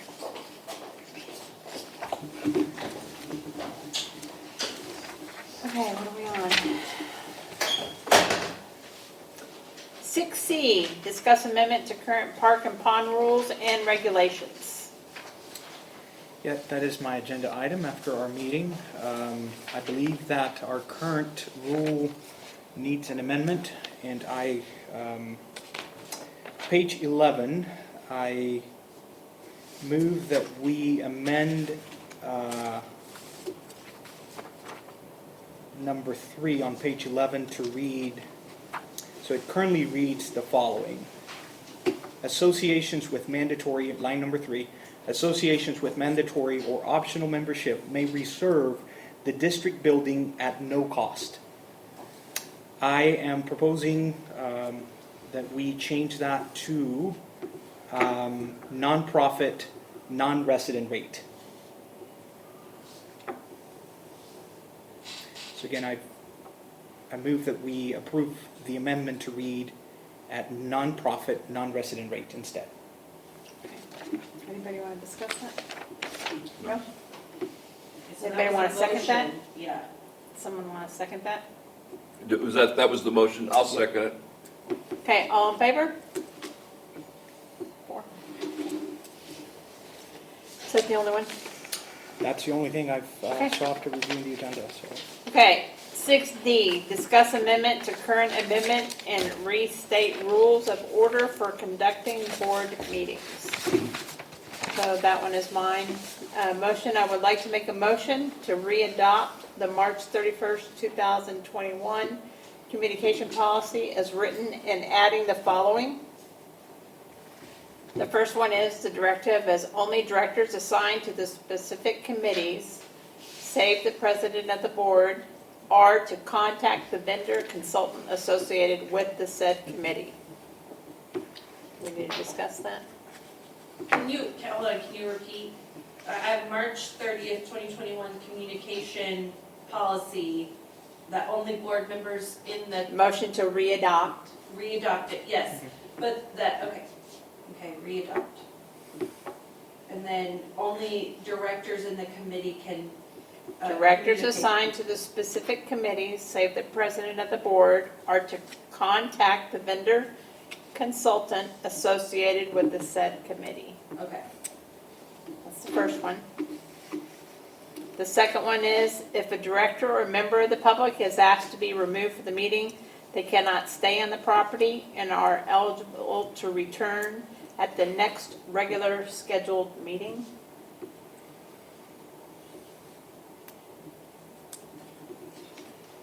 I'll second that. And then the purpose is to streamline communication and reduce potential waste of taxpayer dollars or Okay. funds. So, I just, to be clear on the first one, does that prevent then, like, Elizabeth or the attorney from contacting the vendor? Are we to go through the directors? We were talking about directors, weren't you? Yes, just director. Just Okay, directors. so it would just say, like, say Chris and Beth are on a committee, then Carol can't contact them, y'all are the ones who contact them. The vendors. Right. Yes, okay, that's what, okay, I wanted to make sure we all understand what's going on. Okay. I'd like to amend that because you've been out of town a lot and sometimes they're not at hand. And if something were to come up that somebody else needed to do it, I would like to add, or the president's designee to that. That they be on that committee or the president's designee. I think that's a good idea. Okay. Do you have that? Okay, no, please, can you send it to us in, Yes, in yes. an email? Okay, so, what was yours? You're gonna say, if, like, whoever's out of town, you can redesignate somebody else? Well, I don't want to put the reason in there. If it's, just say if necessary, Okay, or if necessary, the president's designee. okay, President, okay, We're Got going through a lot of president's designee stuff at a federal level right now, and I think it's interesting that the president on the board be allowed to make that type of decision. okay, Oh. all right. May I make a comment? Yes. Just a comment really to the public as well, or mostly I suppose, is that there are committees, for example, paying the bills is a committee. And I think the committee spends a quality amount of time, each committee spends quality amount of time with an issue or whatever it is that they are responsible for. And we want the public to know, but what we're asking is that you contact, if you have concerns, contact a committee member first before calling the vendor, because we are consuming and there are times when a vendor is being consumed. I apologize for the head shaking, but we have that time is being consumed with a vendor. And so the vendor could say, have you talked to your committee member? And I think that's an appropriate step. And we've even considered that if it's a significant concern, it'd be appropriate to put a place on the webpage that clarifies something that, we've got more than one or two people that are interested in the subject matter, that we could put that information on the webpage and provide it, rather than having 5 or 6 residents calling up a vendor to discuss a certain matter. We just think there's a more efficient, appropriate way to communicate what's going on in the It district. needs to go through the committees. Right. So, does anybody want to second that? Well, I'll second that. Okay, all in favor? Done. Okay. We are on E, discuss case board conference. Okay, so this one I put back on there, I'll be honest. I think that it's really important that any board in the state of Texas, any MUD in the state of Texas should be able to attend a case conference if they would like to. I would like to make that so that could happen this year for the board members, if you guys want to go. I would like to make a motion to please approve for the Case Water Board Conference in the amount of $1,400. That is for you to rent a car, not to drive your own car. We don't need to be worrying about miles. We don't need about the car breaking down. I've done the research on this with other MUDs. Or you can fly. It gives you the option for either or. That also pays for your hotel room or whatever else that you need. You will have to keep all your receipts and everything, but can I get a second on that? So my motion is that we are able to re-attend the Case Water Board Conference from here on out in the amount of, I want to say in an amount not to exceed. 'Cause not if to you can- exceed If you could do it cheaper 1,400. than 1,400, Oh, do it that would be, cheaper I than think you 1,400. can, but it's 1,400. But you cannot, it needs to be put in there that you cannot take Drive your own car. vehicle. I didn't realize that that had become an issue. It is. Okay, I've done the research for the other month. okay. I didn't really realize it either, but now that I've learned it, I need to put it in there. So can I get a second on that? I'll second it. Okay, all in favor? I have a question and clarify, as Beth said, you'll need to keep your receipts, but yes, you will still also have to submit for reimbursement. You're not gonna get a payment ahead of time, you have to submit for reimbursement later. Yes. Okay. That's how it was in the past as well. It means you have to put it on your card. Yep. Okay. Number 7, General Manager Operators Report. Wait a minute. I think F, we're gonna go to F, we still have F. Oh, I don't have F on here. Hold on, sorry. Is it mine item? Discuss seeking RFPs for the deed enforcement contractor. Okay. Oh, sorry, I didn't have that. That's not the actual one. It's okay. I make a motion that the board approve submitting, letting a RFP, RFQ, whatever the 3 letters are, for deed enforcement services for the district. And this would be for the entire district. Can that please also be subject to Coates Road's review, or Cole's review? Yes. Yes, because we got it this afternoon and he wants to review it before it gets posted. Okay, Yes. Yeah. that's fine. Yeah, we But once don't, it's. we don't want it to come back if there's a problem, certainly, if you think it's No, it's necessary. more of just like making sure that. That's what I mean. If Yes, it's necessary, yes, do it. Yes. Okay, you want to redo that? Or do you Make have- an amendment that we let an RFP for deed enforcement services and have the attorney's office review the RFP before it's let. What's that? 3/14, your 3/14. date. Oh, and I want the due date on that, March 14th. Okay.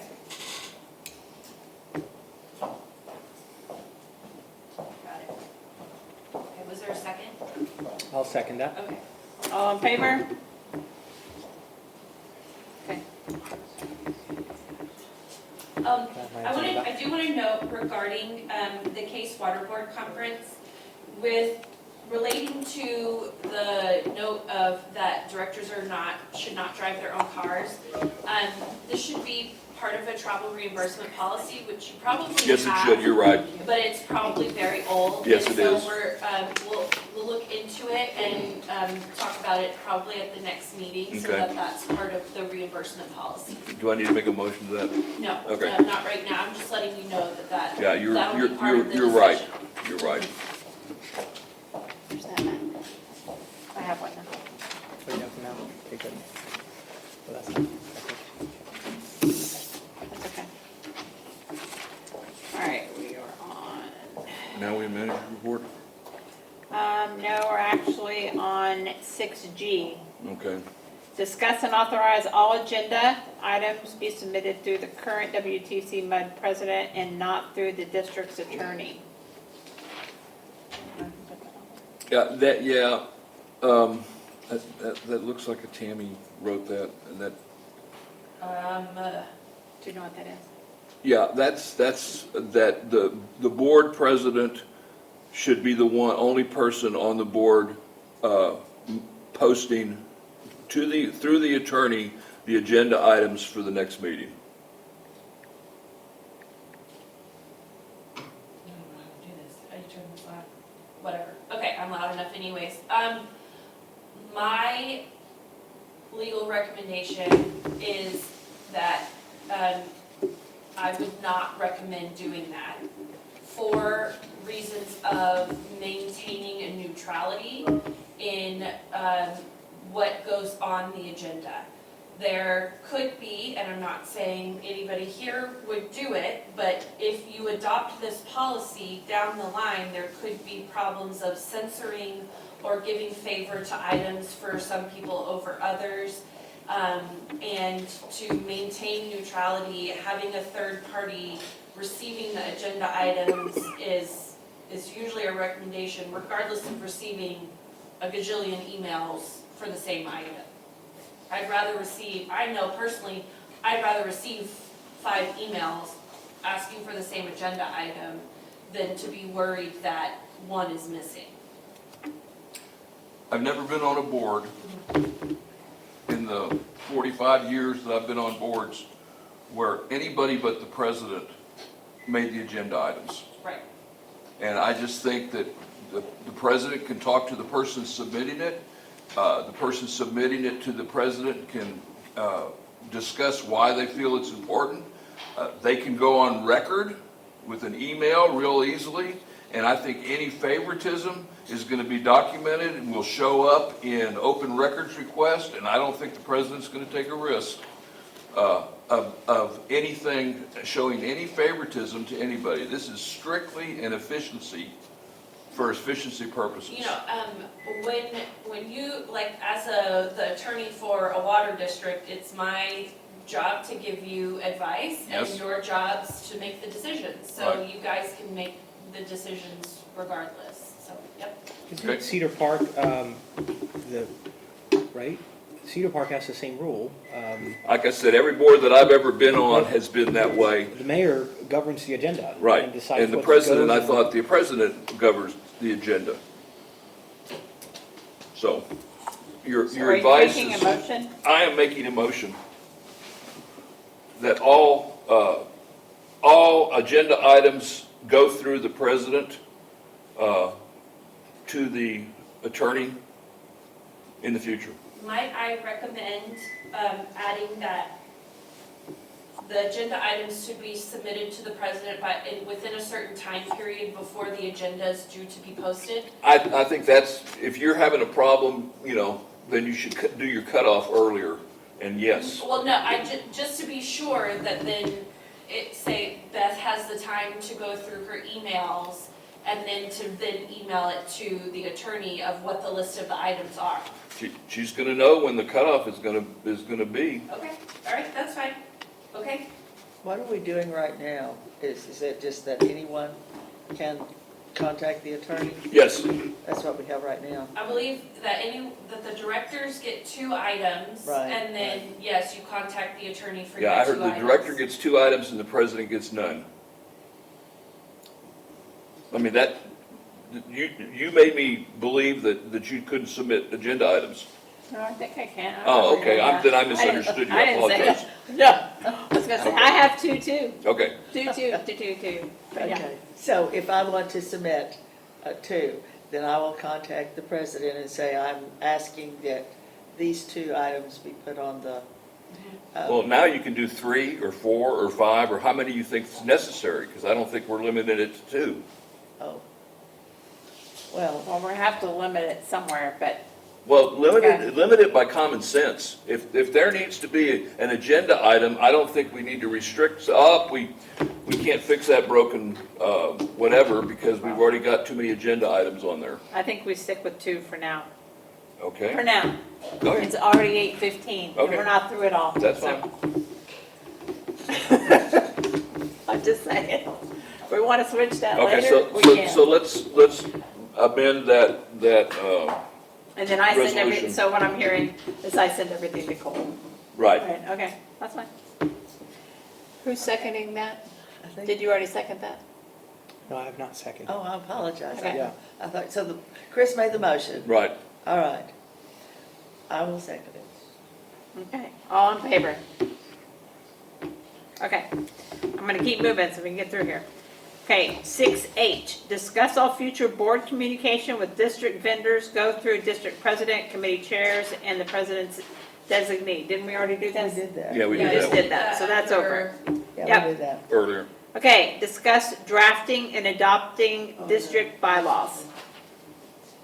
I can speak to that, Madam Board. Can you hear me? Yes? Yes, I didn't, do that either, I don't know. Okay, and that item was put on the agenda by Director Flores, and since he's not in attendance right now, I just recommend deferring it until he's able to bring it up at the next meeting. Okay. 7, general manager, operators report. Good evening. So, I'm gonna go over the report and, if there's anything that Mackenzie used to cover, please let me know, stop me. So if you go past the cover page and down to page 10 of the report is the executive summary. So, under the report, streetlights, the survey was conducted on January 14th, and there's one outage that was reported to PDC. The pole at Hunters Creek and Hunters Creek Cove still has not come in yet, but UNC Electrical says that the EDS is usually 18 to 20 weeks, so as soon as it comes in, then it'll. How long? 18 to 20 weeks. Be glad it's not a generator for a facility, because you're looking at 18 to 20 months for that, so, it's. Wow, there's that few vendors out there. Yes. So on your water accountability for the month, it's at 89%. And I would really like to dig into this and maybe partner with Jacob to kind of look and see if there's some things that we can do to improve that number. What have we not done? Well, I mean, there's leak detection, there's things that we've seen. But I mean, I've been on the board and we constantly are doing, when the numbers were bad, done all those things, and there was nobody ever found anything. I still say it's a reconciliation problem with the city, water coming in and going out. Well, maybe we can partner with them and just say. They won't do it. Okay. Well, we'll give it a little college try. Okay. So. Okay. No, I'm all for that, okay, because it's Right. expensive, No, but completely agree. Water is costly. Account for as much as you can. The next item, your delinquent letters, 98 were mailed, there were 112 tabs hung, and there were 17 accounts disconnected. Notable customer requests, so at the time that the report was presented, we hadn't had any information, but we do have a resident that lives in the neighborhood. Well, actually, he doesn't live there, he has a rental property in the neighborhood. His tenant moved out in September, and the tenant did everything that they needed to do to close their account, even though it was a rental property, they closed their water account. There were no services set up at that residence, but when we read the meters in September, there was no usage because we turned the meter off when the tenant disconnected services. When we went to read the meters in October, there was a little bit of consumption. So we had a service agreement hung on the door trying to make customer contact. We set up whenever this occurs, we have what we call in our system, it's a vacant with usage account. We will set up a water bill and send it to that address in hopes to make contact. And it's just set up as current resident because we don't know who's living there. So we did not get any response from the tag hung on the door. We sent a third bill in November, and then at that point, the consumption was much higher. And that was not responded to, neither was the second service agreement that was left. So during December, when we were doing the delinquents, we hung a red tag at that point. When they received a disconnection notice, the homeowner contacted us and said, oh, I need to set up service. And we said, well, here's a balance on this account for water that has been used since your tenant moved out. Well, I'm not responsible for that, is basically his comment to us. And unfortunately, when we turned off the water service back in September, we took a picture of the meter and the reading at that time and confirmed that when we read the meters again in September, later that month, that the reading was still the same. And I provided all of this information to him as well. His only caveat is when we took a picture of the meter, the day that we turned off the service, we did not take a picture of the actual valve in the picture. So he goes, how do I know that you actually disconnected the services? How do I know you actually cut the services? And I said, well, we have the reading, and it didn't advance until October. When we read the meters in September, it was still off.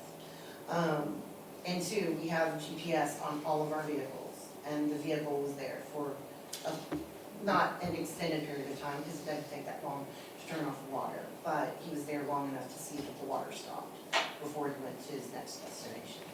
So basically, the customer is requesting, he has already paid because the different services disconnected, but he is requesting a refund for the water that was consumed when after his tenant had left, but before he set up the service. Did y'all muse about where the water went? Yes, I said, and I told him, I said, sir, I can't tell you where the water went, but I did offer some explanations, like, seeing that this was in September, did you have a yard service come? Did you have, somebody maintaining the yard? Or was the management company that may be showing the home to somebody, a new tenant? And he said, no, nobody would have turned the water back on. So. Was he able to reconcile how the meter advanced during that period of time? No. So what is it that you're asking? Well, the customer is asking for a refund. Okay, that's what you're asking. Yes. How much is it? It's $700. Oh my God. Because there's a delinquent letter fee, there's penalties on top of it as well. So if it. So are we open for discussion? Do you guys want to talk about it? Yeah, let's talk about it. Okay. Carol, go ahead. Okay, you said it had added to it, penalties, et cetera, et cetera. Okay, if you removed all of that, and you just came down to water Just the usage. bill, I can get that figure to you. What do you think it is, approximately? Maybe $600, just because of the penalties. Hold on, I'll pull the account. I just can't give you the address of the Okay. customer's name. I understand.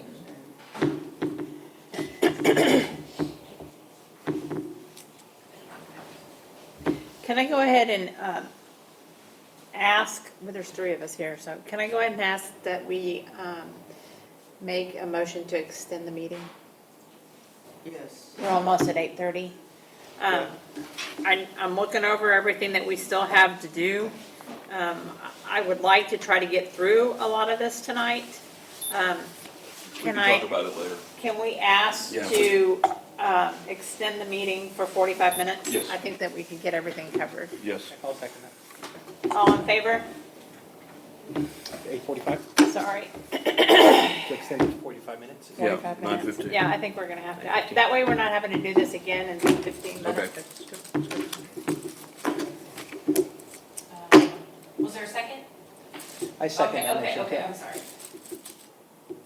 Sorry, go Clarified, ahead. and then I lost track of the second, She sorry. was getting a number from, I mean, the thought process that I'm having here is, we have water, we have provided, Right, and. and it was at that property. And it's at that property. And it was all documented. And so if removing the fees and all the extra connects or whatever, come down to water usage, reduce the bill at least that much, and say that, and maybe offer a payment plan or whatever. Okay, it's in the billing cycle right now, so, It's already been paid, correct? Yes, they already paid. Oh, I see. Yeah. And so Paid the they're full asking amount? for- Yes. You paid the full amount. Okay. So the full amount with penalties and everything was $788.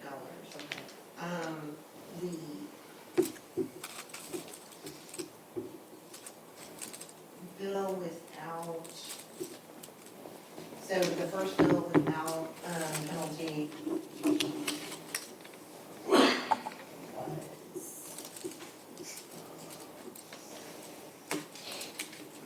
$74.57.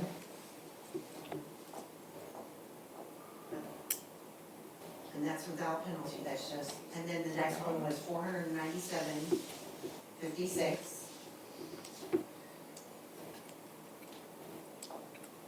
I need to see it on paper. I make a motion, we credit him, the penalties on this bill. Well, let's just can we make a motion that we will remove the penalties on this? But he's paid the bill.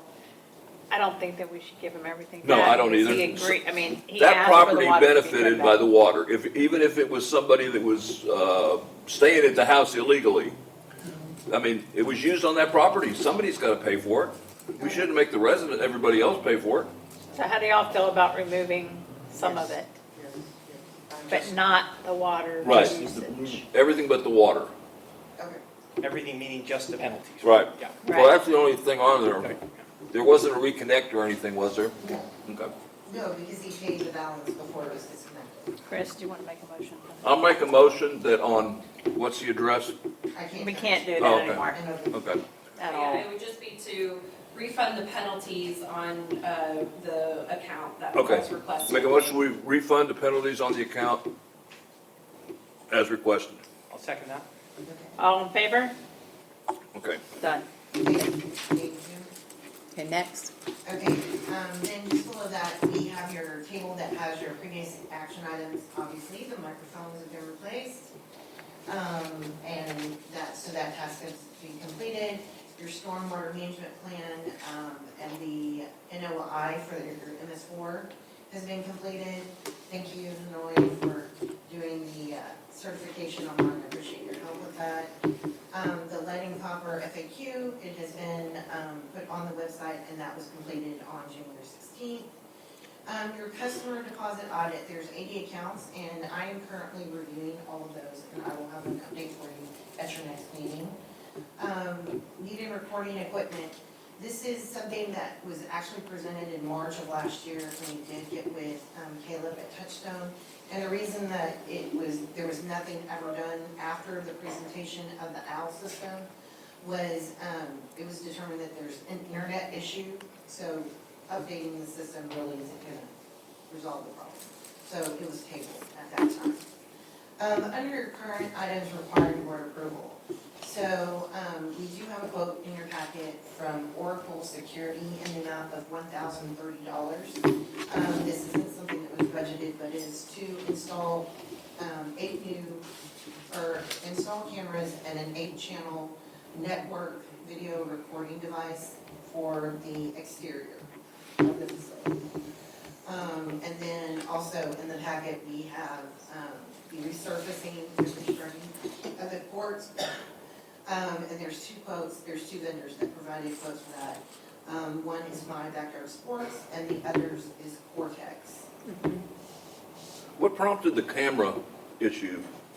That was part of the PIR that came in. Okay. And so when we were trying to get information or the video off of the current system, it's difficult. Okay. And the gentleman who assisted us said that. That's what we needed to do. Yeah. Okay. So what are the bids on the Court. courts? Court. So they're in your packet, and the resurfacing. I'm gonna let you know that. Yeah, because we really need to do that. We haven't been that off for a long time. So the Cortex is for the basketball and the tennis courts, and the total is $6,500 for the basketball, and then the 2 tennis courts is $17,500. And then if you want to go with the option of adding pickleball striping, you can, and it's $500 additional for each of those courts. That's a, I mean, So then it would be a multi-sport court. No, We this have is to. this is resurfacing, Right. right? Yes. Okay. we have to do the pickleball. Right. Everybody's playing pickleball. Yes. out there. Yes. Yes. Yes. Yes. It would not be fair not to And a do that. repair, and an Yeah. actual repair. Yep, we have We that have. Is this a repair now. budgeted item? No. No. So we didn't budget anything Oh, for we this. budgeted it last year. That's what I mean, but Yeah, not they- for this coming year. Yep, they didn't Why ever- not? I don't know why they didn't. Okay, we don't want to get into that. No, we don't, Okay. not right now. Is there a motion? We need to figure out how much we're willing to pay. We got one for $1,700, and you got another one for $6,500. But those were 2 different things. Yeah. One's for basketball and Yeah, tennis, right. and then 500 extra for pickleball. So there'd be an extra 500 for this, to repaint these, because these are black, and they, everybody's complaining about them, they can't see them, so they want to repaint either red or yellow, so that's an additional. Should be yellow. Well, Yellow? If we don't. It's been a while, I mean, I remember. It needs to be done. It was supposed to be done last year. What are we moving? Where are we getting it From fund balance, from? We're gonna dip into fund balance. right. It should have been done in the first place. Okay. So that's a total of how much? What's the total? I have 7,000 if we do the lower one. Right. No, it's more, it's like 8. The total from Cortex is, yeah. I had it all, I lost it. 17. 8,700. So 24,000, 25,000 total. 25,000 I thought total? that's that. That's for one of them. What's the other one? So that's 17,500. Yes. Okay, So the that's what I basketball- misunderstood. Just the basketball court is 6,500. Right. For the 2 tennis courts, it's 17,500. When was the last time they were done? Do you know? I know. But they're pretty bad is what I've been told. And then to have the 2 courts striped for pickleball. is 500. As much use as they get, and I know all of those people pay, they've joined the tennis thing, I can't see how we can't do it. I would entertain somebody tell me why we can't do, why we shouldn't do it. I don't, well, I'm in agreement, it's just I was asking where we. No, Where are we pulling the money from, is what I Well, was and asking. I'm telling you that it was never originally budgeted, So we're gonna go into fund and balance. we're gonna have to, What's the impact on fund balance? That's fine, I just. whatever the total is. Okay, all right. That's It'll be not what I 18,000. meant, okay. From here. But What you is it? got 24.5, is that what It's you? 25. 25. Okay, all right. That's if we did all of them, though, right? Well, That's if you Okay. get all of them. right. How bad's the basketball courts? It's not as bad as the tennis, but Yeah, I think the tennis is the worse. tennis, yeah. Yeah, let's put off the basketball for now I'm and, thinking too. and do the tennis courts. So you wanna do the tennis courts and then The pickleball painting, Okay. striping, So yes, that'll be 18,500. right. That's what Okay. you were saying. Yes. Okay. And you said yellow? Yes. What do they want? Do you know? Why don't you reach out to them and find out what color they want? I think the tennis people are gonna want red and the pickleball people are gonna want yellow. Okay. Maybe do orange and then it'll.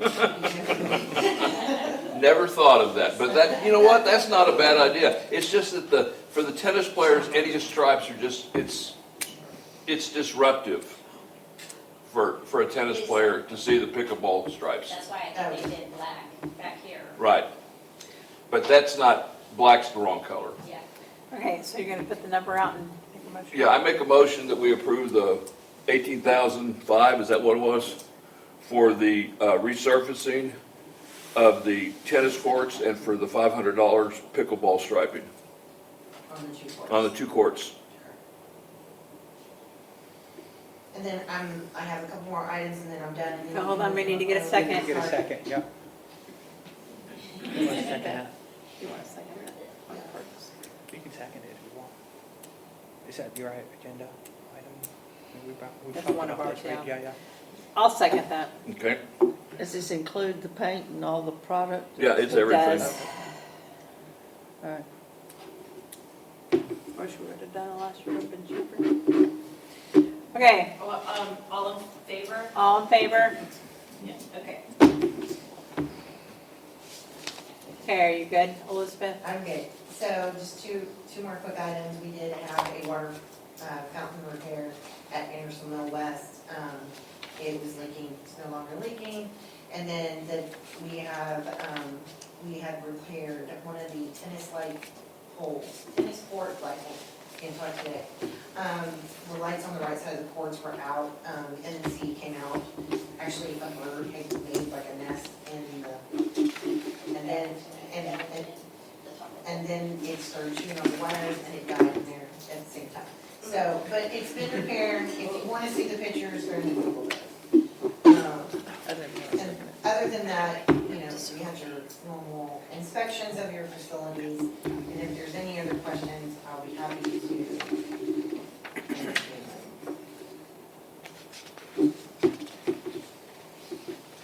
I don't have anything. I don't either. We already approved the audit. Well, trust me. Okay. You good? I'm good.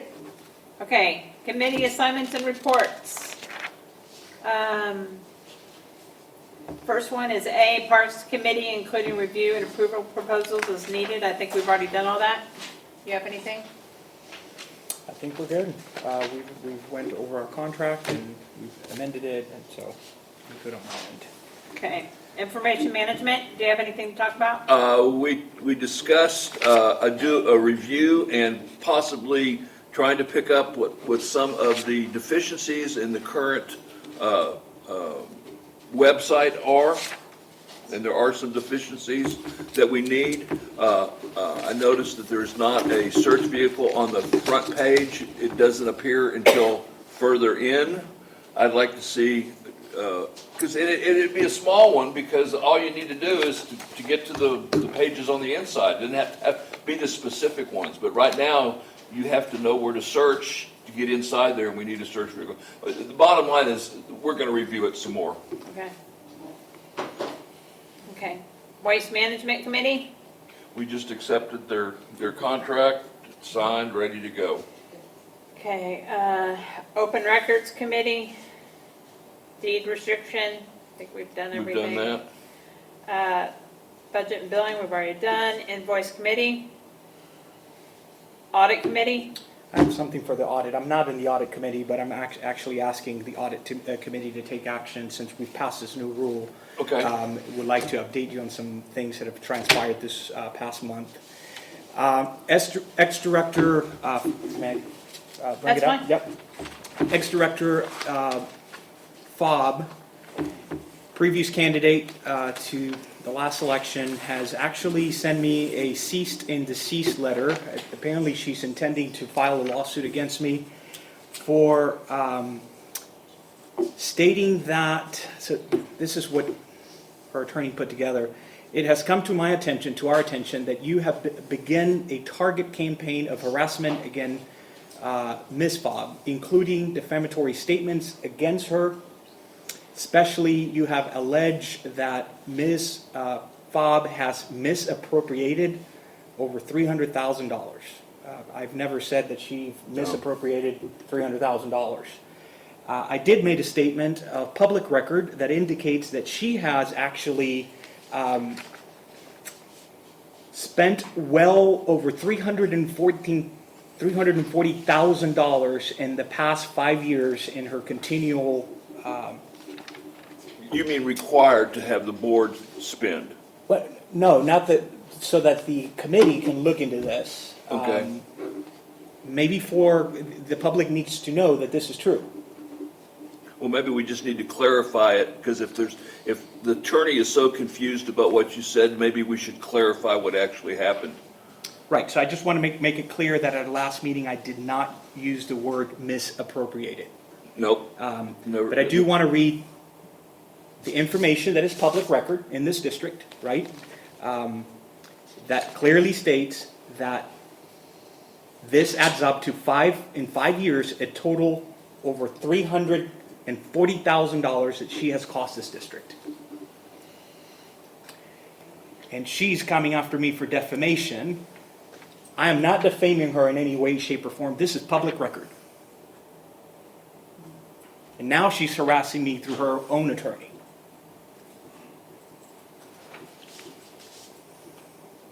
So may I read the statement, or should we just let the public read it? What do you, I mean, I'd like it's to kind of know lengthy. how many times, which I heard today, that we didn't I have can money read for this. deeds. 340,000, we could pay them 5 years, for 5 years, 6 years. $10,000 in 2018, $87,000 in 2019, $140,000 in 2020, $62,500 in 21, and $32,000 by the end of 21-22 fiscal year September.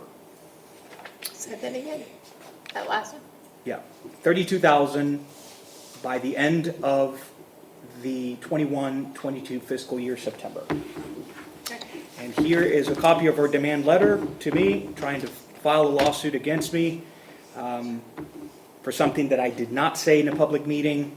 And I also want to bring up that in September 2021, starting in 20, she filed a lawsuit against the district, which cost the district $100,000 in legal expenses. And the case was dismissed with prejudice. So basically, the case was dismissed. So it's here. So I'm not in any way, shape, or form coming up with defamation against a previous director. Okay? So you are welcome to inform your attorney.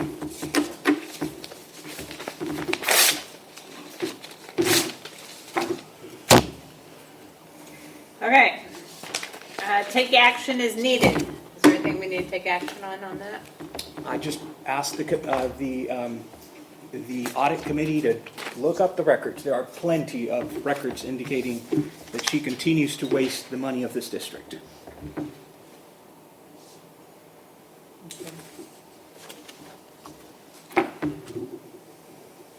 Okay.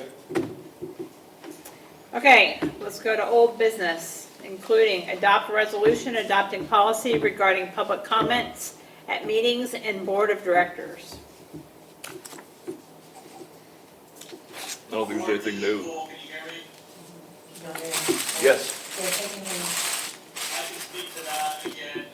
That's the resolution that you all have had in your packets, definitely at the January meeting, perhaps the December, but it's, as I've mentioned before, and Ken and Mallory can chime in, but you all on your agendas have a time limit for 3 minutes per guest, and per the statute, in order to kind of do that, you all as a district need to adopt, a reasonable set of rules, reasonable policy. So that order just essentially details that you all are allowing residents 3 minutes of public comment. Of course, if there are residents who need a translator or any other type of, any other one who fits into an ADA category, they get double time per the law. But it's really just a policy guidelines that you all as a district need to adopt. So I know that there was some questions about it at the last meeting, so you all wanted to defer it to review it. Again, it's, you all are the board, if you want to defer it again. Otherwise, my recommendation would be to adopt the policy. I think so we adopted. Okay. Just adopt it, what it is. I'm ready to adopt it. Anybody else have something to say? Yeah, let's go ahead. Okay, Oh, that's for Stephanie. Thank you. make a motion to adopt this policy. And what do we call it? As stated, Cole? As presented. As presented. I'll second it. All in favor? Okay. And you voted for it, right? I'd rather it be 2 minutes. Okay. 9B, update regarding security roving patrol. Cole, was that you? That was not me, no. Wasn't me. Not me either. Let me see if I can find out who It was David. But I want to, we need to keep that. So I don't know what that's about. You already did see. I'm not sure who sent it. So if you want to just defer that item, we'll leave it on the agenda. I bet it was David's, That's his item. the double invoicing. Okay, let's move it to the next meeting, please. Okay, we'll defer it. Discuss park and use at 1000 Old Mill. We just did that. I believe we just did that. And discuss Hatch lift station. Okay, That was an item that Director Flores added to the agenda. I'd recommend if you all wish to discuss it, to go into executive session. But again, that was a Director Flores item. well, we are going to go into, Want to defer you. we are going into executive session. Okay. You want to do the attorney's report before we go into executive session?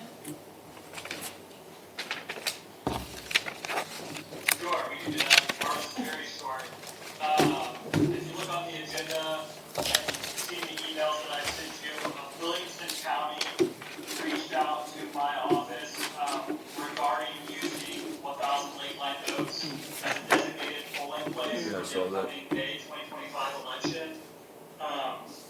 Essentially, what I was told is that one of the other locations near you all is no longer in compliance, so the county commissioner does not want to use that location. I also have been hearing rumors that the Randall's located near you all is no longer going to be, potentially no longer going to be a designated voting space. And so the county has been looking for areas that kind of fit the bill, an area that is between those two spots, and it just so happens that Lake Linus kind of fits that bill. So I've had multiple emails and phone calls because the county commissioner is trying to finalize the designated polling places for the May election. And I've let them know that I can't make a decision on behalf of the board. You all as the directors need to decide whether or not you want to allow that. And so really it's up to you all. I believe in my email you have a list of dates. I think it's just 7 days in May for the May election. That's all that they're requesting so far.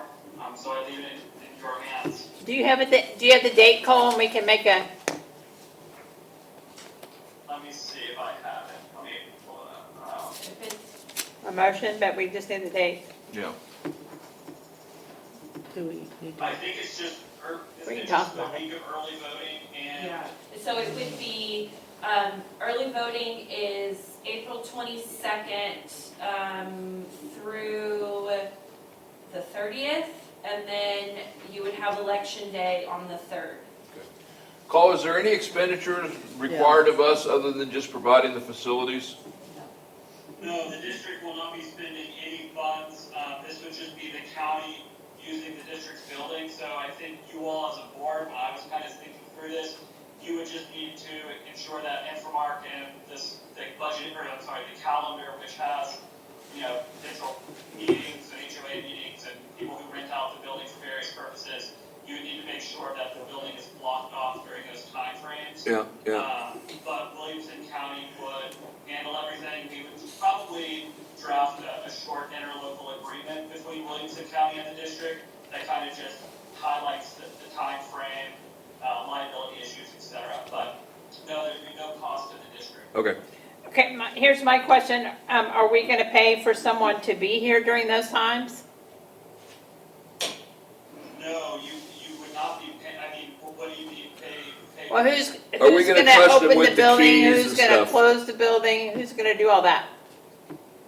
Well, so there are two options. One, during the last election, you had the election judges and myself who had the keys, as well as Infomark, who opened and closed. In this case, you could have either one of the attorneys from Williamson County be in charge of that, or whomever the Williamson County official poll watcher or election judges at that site be in charge of that. So can we put that into the motion? Because we need to have somebody oversee that. Yeah, I can, they're just looking for a yes or no so they can finalize the location. In terms of the scheduling and, who will be here until 7 p.m. to lock the doors, he can work that out. I know during the last election, we had key cards that would allow, so Infomark reason to go home when she's normally scheduled to go home, and the election judge or myself or whoever was there can do it. Yeah, well, I know why Beth's asking, Cole, because you just said it wasn't gonna cost us anything, but if we have to pay someone to stay till 7, it will cost us something. Yeah, I don't think you're gonna have to have Infomark or anyone there. I Okay. think you all gotta have an agreement with Williamson County where their poll watcher and their official election judge is at this site. Okay. And chances are they might have their own security. They are. To be a designated polling. And our insurance covers anything that could happen here at the facilities? Yes, and in this interlocal agreement, we would make sure that was covered and addressed. Okay. Okay, so am I making a motion for this, Cole? Or do you just need a yes or no? Yeah, you should make a motion. Okay, so I'm gonna make a motion that the MUD is allowing Williamson County to use 1,000 Lakeline Oaks No, Old Mill. building Old Mill. for Old Mill for polling place for the upcoming 2025 elections. Spring 2025 election. With For April and May, let's say that, for the April and May elections. Was I it think in during the local? early voting periods for the May 3rd, 2025 election. What she said. Okay, 22, April 22nd through the 30th, and then May 3rd. Yes. Do you have that? Are you good with that? Yes. Yeah, Okay, Yes. thank you. Do you need to Does that, include- if there's a runoff, does that include the runoff, that date? I don't believe In so. a I local think agreement. so far they're only asking for May, right, Cole? I think you need to. So they're gonna come back for a runoff? And a local agreement. That interlocal agreement. Oh, I'm sure, yes, there will be an agreement. I think what they just need is our authorization that they can put it on their list and Okay. they'll prepare Okay. everything else. All right. Okay. Yeah. Okay, number 11. Wait, hold on, there's only a motion. Oh, can we get a second? I'll second. All in favor? Yes.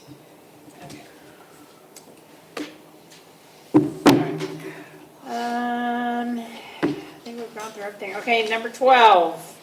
Convene an executive session pursuit of Texas Government Code, Let's go in the Chapter office. 551, to discuss matters only relating or pending to completed litigation, personal matters, real estate transactions, or security if necessary. And the time is 8:55, and can all residents please exit the Well, building? wait a minute, why don't we let them stay and let's go into the office over here? It's pretty cold outside. Yeah, we don't want them going outside. Yeah, but Well, yeah, the only thing is, well, I can call Cole on my cell phone if we need to include him in any of the discussions. Okay. Okay. If you wanna just take my Should we computer go? in there, he's still on here.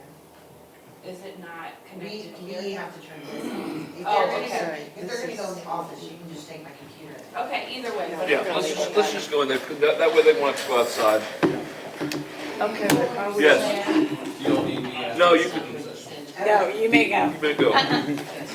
Okay, but we're going to close session at 8:55, and do we have camera, do we have? No, we don't need We don't need cameras. that. Well, I apologize, not camera, but do we have, Cold, yes, the computer's gonna go to memory. We just don't want people to go out because it's too cold. well, I understand.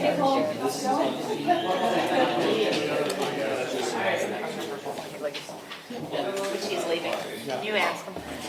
I'm not being difficult, I promise I'm not. Oh, it's okay, no worries. I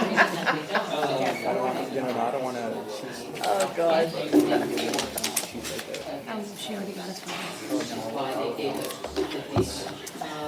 Hey, Stephanie? Could you please email, just in case, so we can get back to any information on Oh, hell yes. Here, hold on.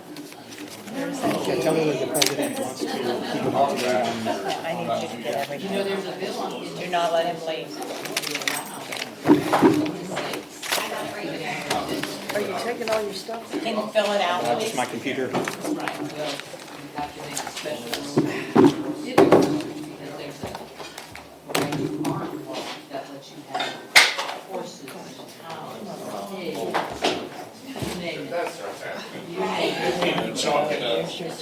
Yeah, I know. And she knows about the Right to Farm Act. Okay. Trusted all my stuff. Started writing again, it's like, yeah, I've been writing, but I was trying to take my notes. That's still on, yes.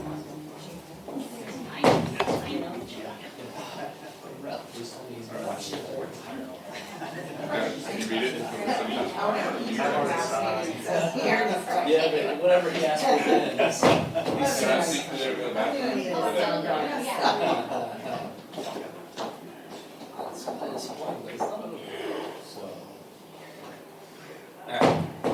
Oh, wait, they're gonna come back.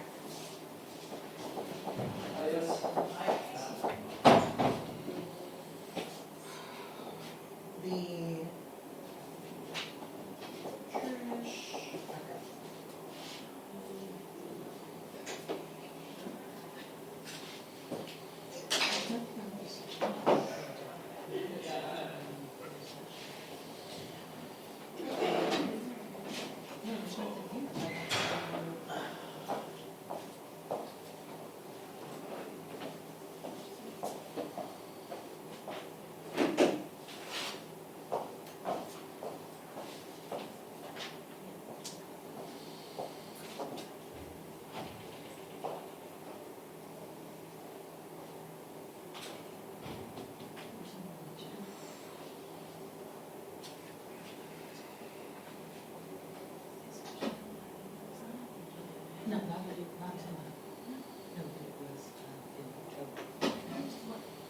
The right to farm. It's online. I'm talking about this whole spiel on that.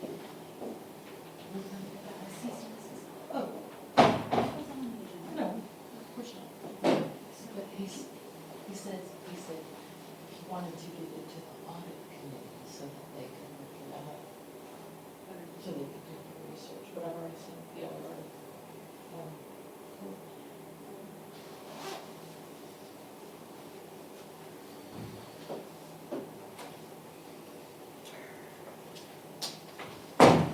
Do they typically come out and say if they did there? I mean, if They just reconvene Yeah, and and say, or, And if they're gonna take any action, then they have to, I think good night. good night.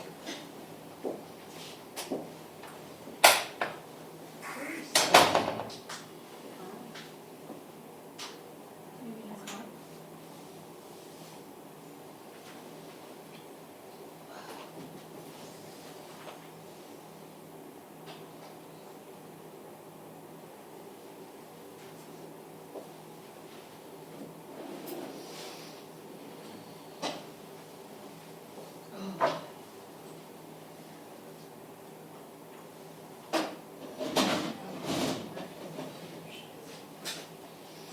Are y'all getting any of this? No, I don't think so. What, so there's no heat in the building? So, the heater on this side is broken, Oh. and we called a repair person, but they had to order the part, and of Oh. course, it's not here. And so they're gonna hopefully come in it's gonna come in by the end of the week and be back. By then it'll be 80 degrees. I know, but I mean, it's still, you gotta, At least you'll have it for next winter. well, or next cold front that comes through, so. Guess we still need this.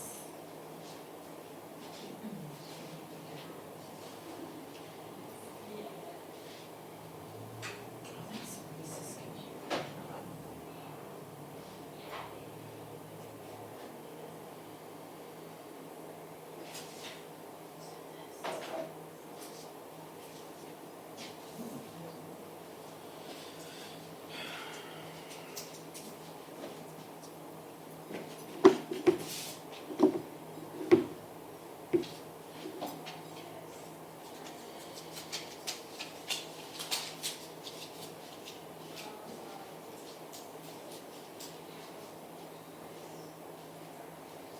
Tina, there's a form that, was in David's material for him to sign.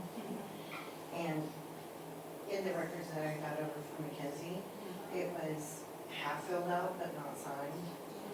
And if you could just finish it and get it back to Reese at some point, that'd be good. Thank you.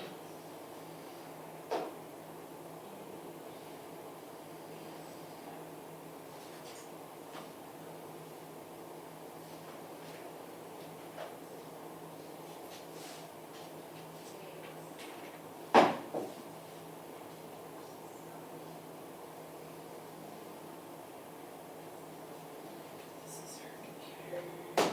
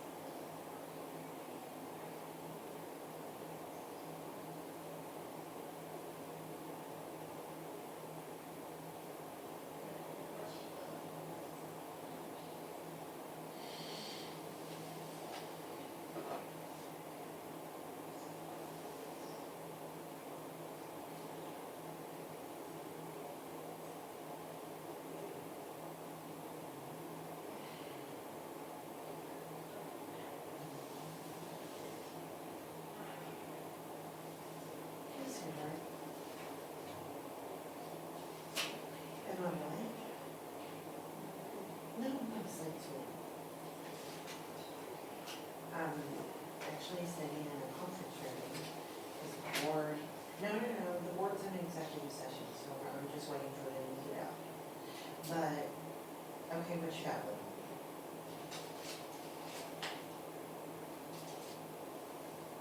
Two sets at college? Yeah. Oh, no, it's either black or gray. I can't remember, we bought those several months ago.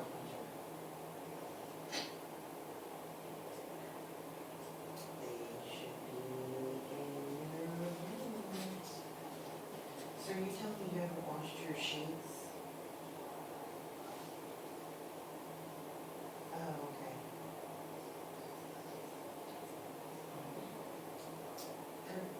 They're like charcoal colored. Okay.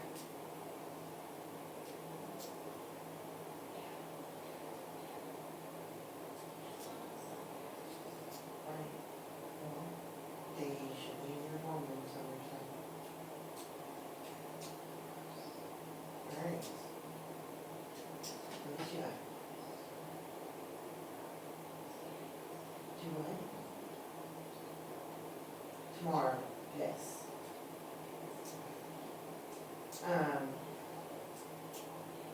Yeah. Not magical.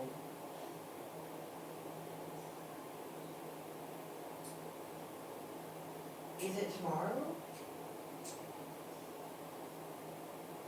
Okay. Cooper didn't say anything about that. Yeah, Cooper didn't. Okay. So you're coming home tomorrow? And then you're gonna come back home on Saturday? Son. Okay. Okay.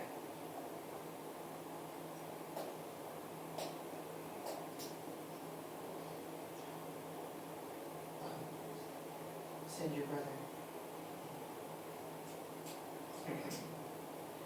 No, I may go. I don't know. I'm just gonna see what tomorrow brings up. Okay.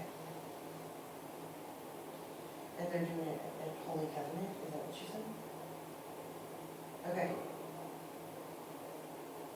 Yes. Yeah, because this is the first year they're doing it, yes. All right. Love you, kid. Bye.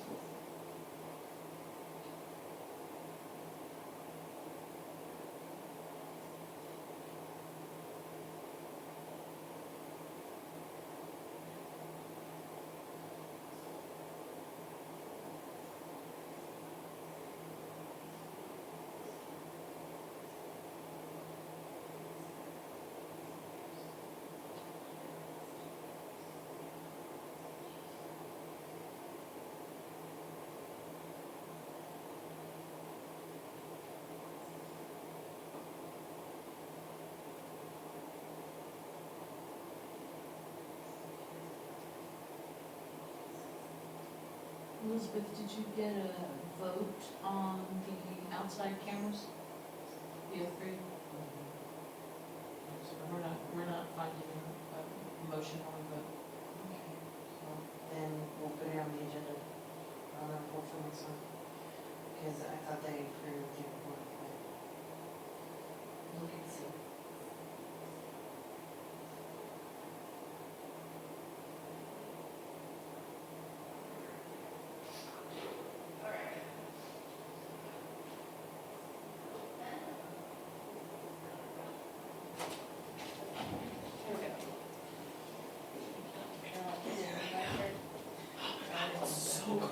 Yeah, that would be horrible. Compared to everywhere else in here, this room is so easy.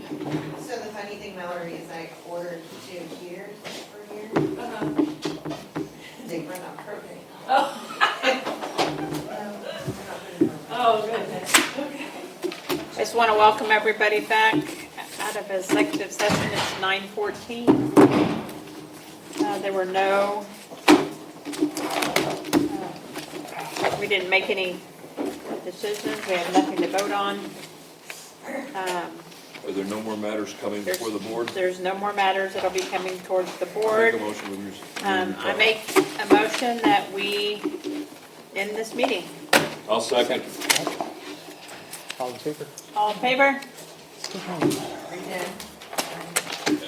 And then we need to ask the residents to leave first. Okay, I need, everybody needs to sign this one that has red, so I'm gonna start down here. Okay, let's see. Okay, both of you need to sign that Well, one. then I guess we're not ending our meeting yet because we're. Oh, no, these are all the things you've already approved. Okay. Yeah, these are all of, these are the minutes and the order, like, this is the, comment period, the resolution that you guys have adopted for the public comment policy. Okay, And could then I these are for your apologize? signature, these are all of the minutes. Is everything Can I turned have off? you sign something? Oh, by the way, I did Can let you it. witness my bond application? Yeah, and then, these We are all should of the still be in certified session. executive session, agendas, and they are minutes. Yeah, they all have flags on there for you to sign. Against us. Okay, Okay. yeah, sorry about that. Okay. I didn't know if you wanted to go Yeah, before, is it during, on? or after. Are we on? Recording back on? Yeah. Okay, I just want to say that our meeting has not ended. It is, I just want to make the time, it's 9:17, and we're sorry, we still have forms that we need to sign. So we are not going to end the meeting. And the forms that we are signing are things that were approved, Thank you. passed in the meeting. Yeah, it's